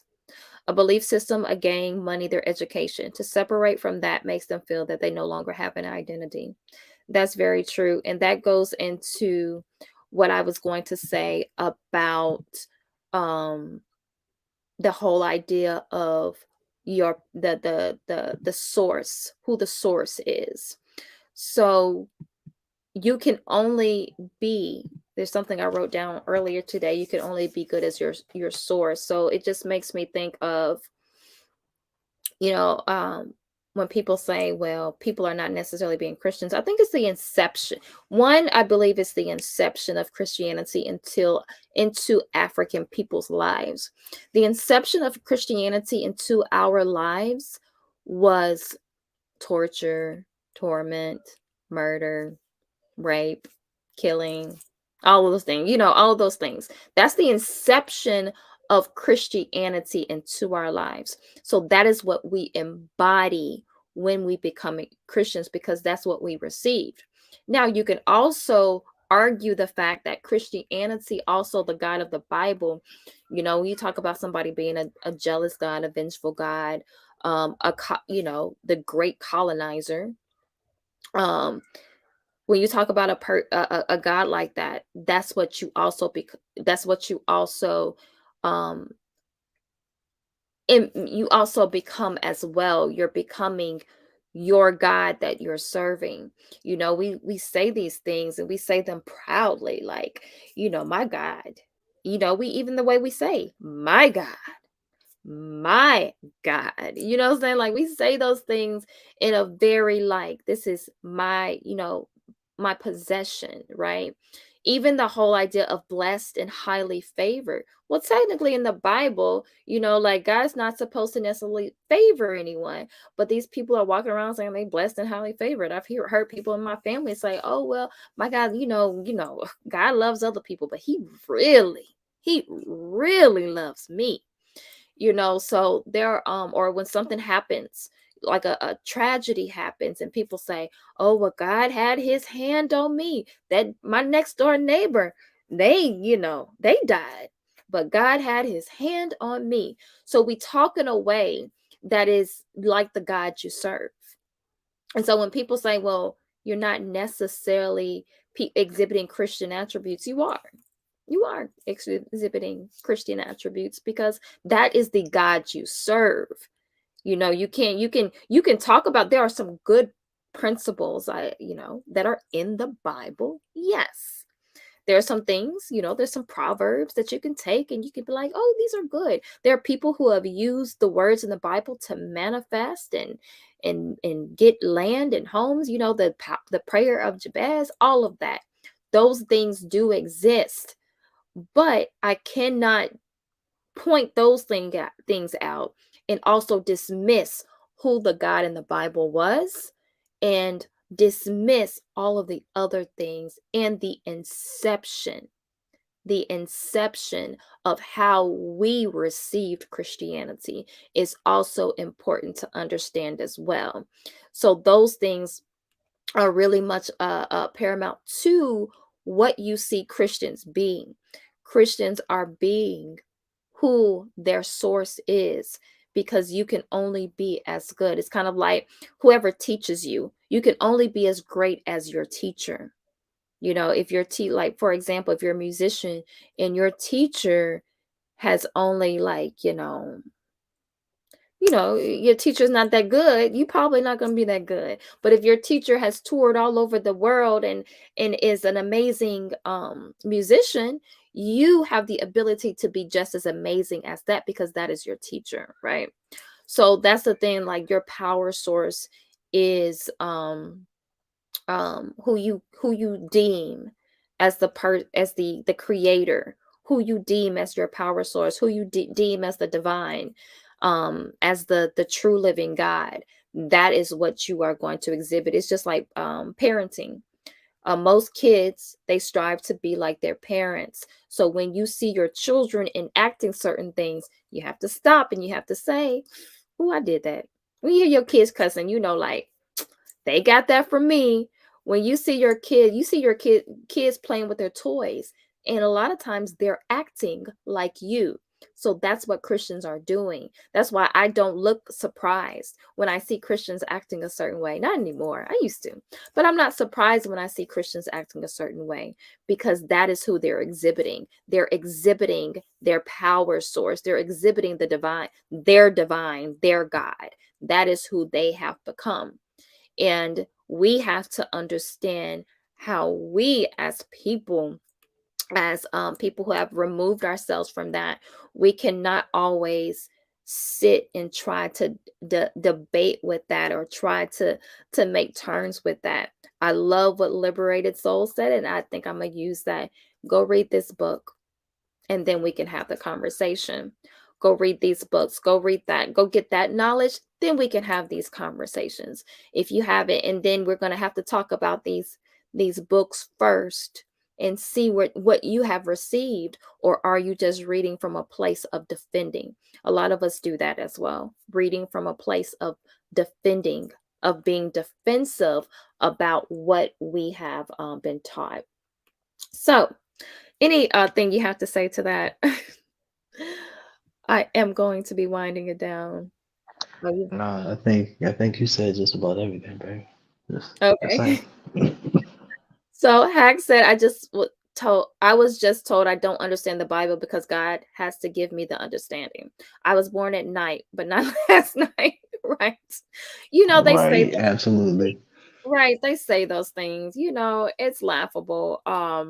Because how this goes back to the power source, that what I was just talking about.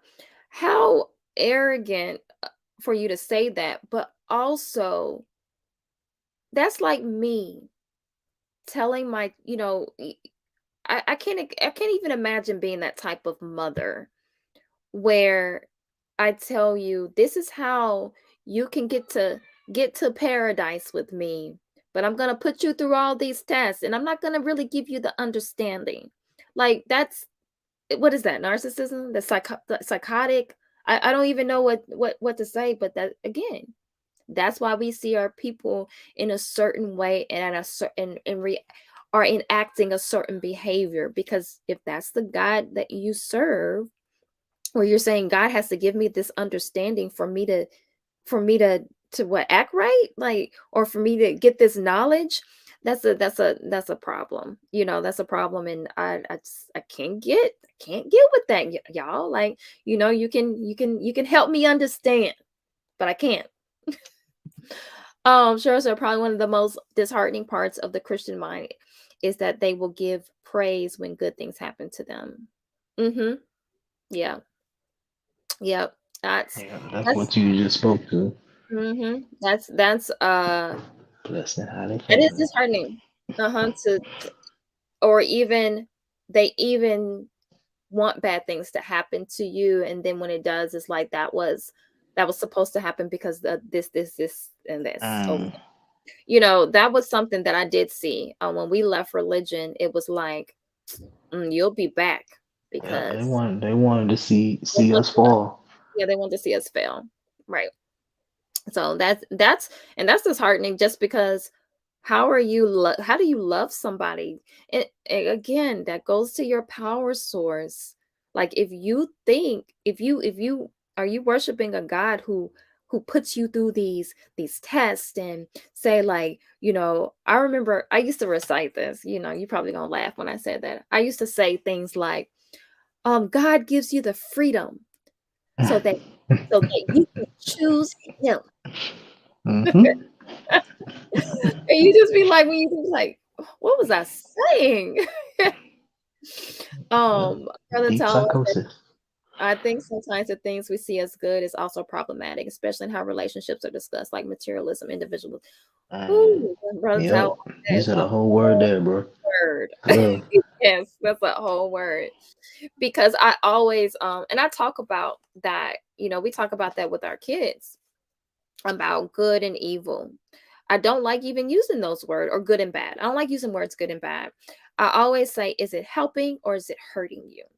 So, the way that we speak to the kids, I say, like, okay, let's not label this good and bad, but is it helping you or is it hurting you? Is it helping your family or is it hurting your family? Is it helping your community or is it hurting your community?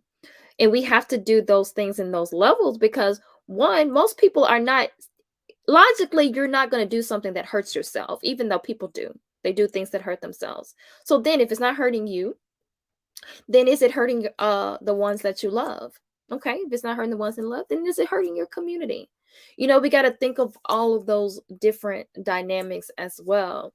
And materialism, individualism, all of that is hurting our our community because it might Mhm. not you might not think it's hurting you, but it could be hurting your family, it could be hurting your community by looking at that because we like to be in our individual bubbles where we're like, oh, I'm living in a great house, I got a good car, I'm getting money, I'm getting paid, I'm chasing the bag, but not knowing how that is affecting maybe your relationship, how it's affecting your kids, how it's affecting your family. You're not looking at all that. You're just looking at, I'm good.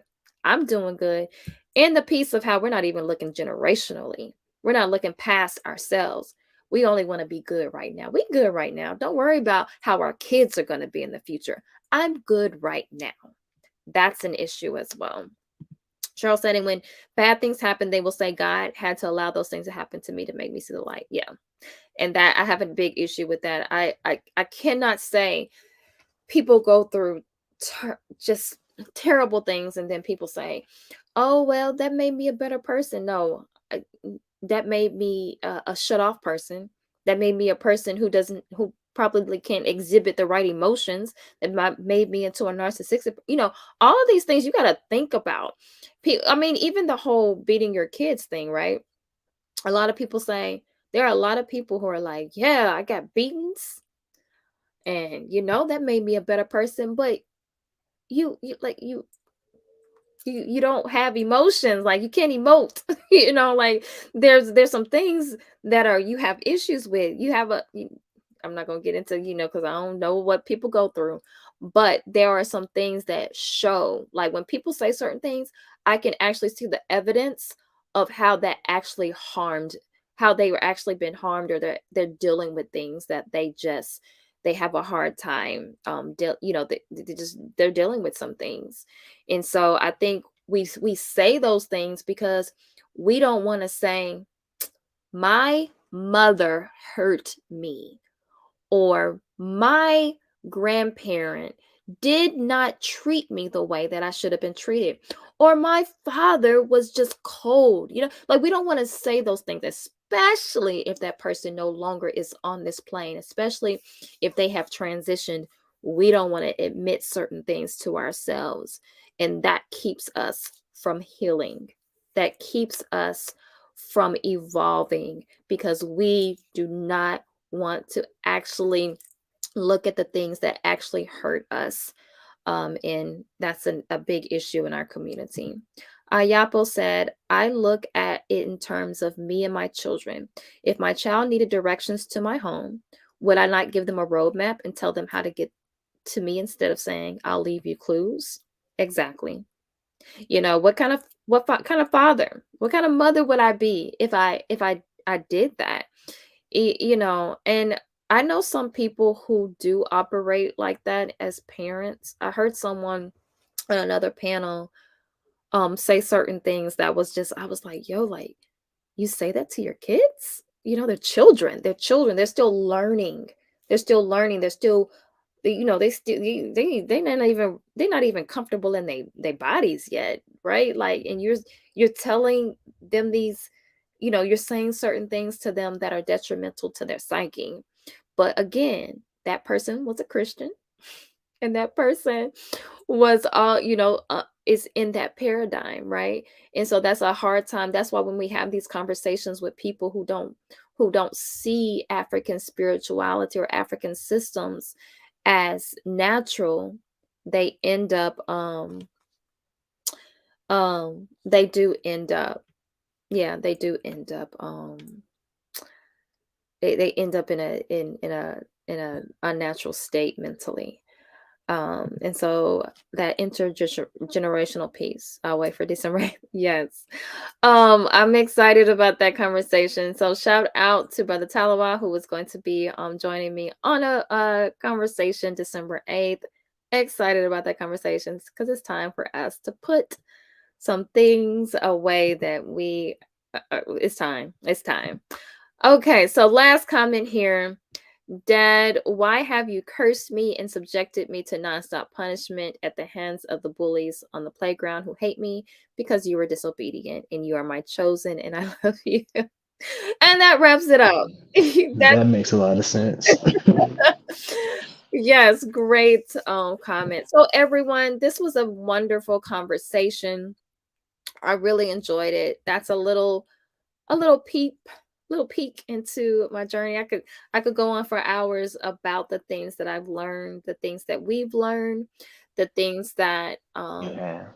that right. Well, yeah. But I really have enjoyed, like, even the back end, the conversations that's been being had in the chat. I really appreciate you, family. Again, go ahead, get some people on over here and subscribe to my MaatSpeaks so I can go ahead and get to that 600 mark. But I really enjoyed the conversation, and go ahead, put in the comments if you are looking at this and it's not live. Just tell your story, tell how you feel. I'm not going to be debating with anybody in the comments though, but go ahead, tell how you feel. If you think I'm totally wrong, go ahead, tell me how you feel. I understand, I was there before. But with that being said, that is it. We are going to wrap up. Thank you for joining me in the conversation, and thank you for everyone who has joined me in the conversation as well. So with that being said, peace, family. I'll see you next time.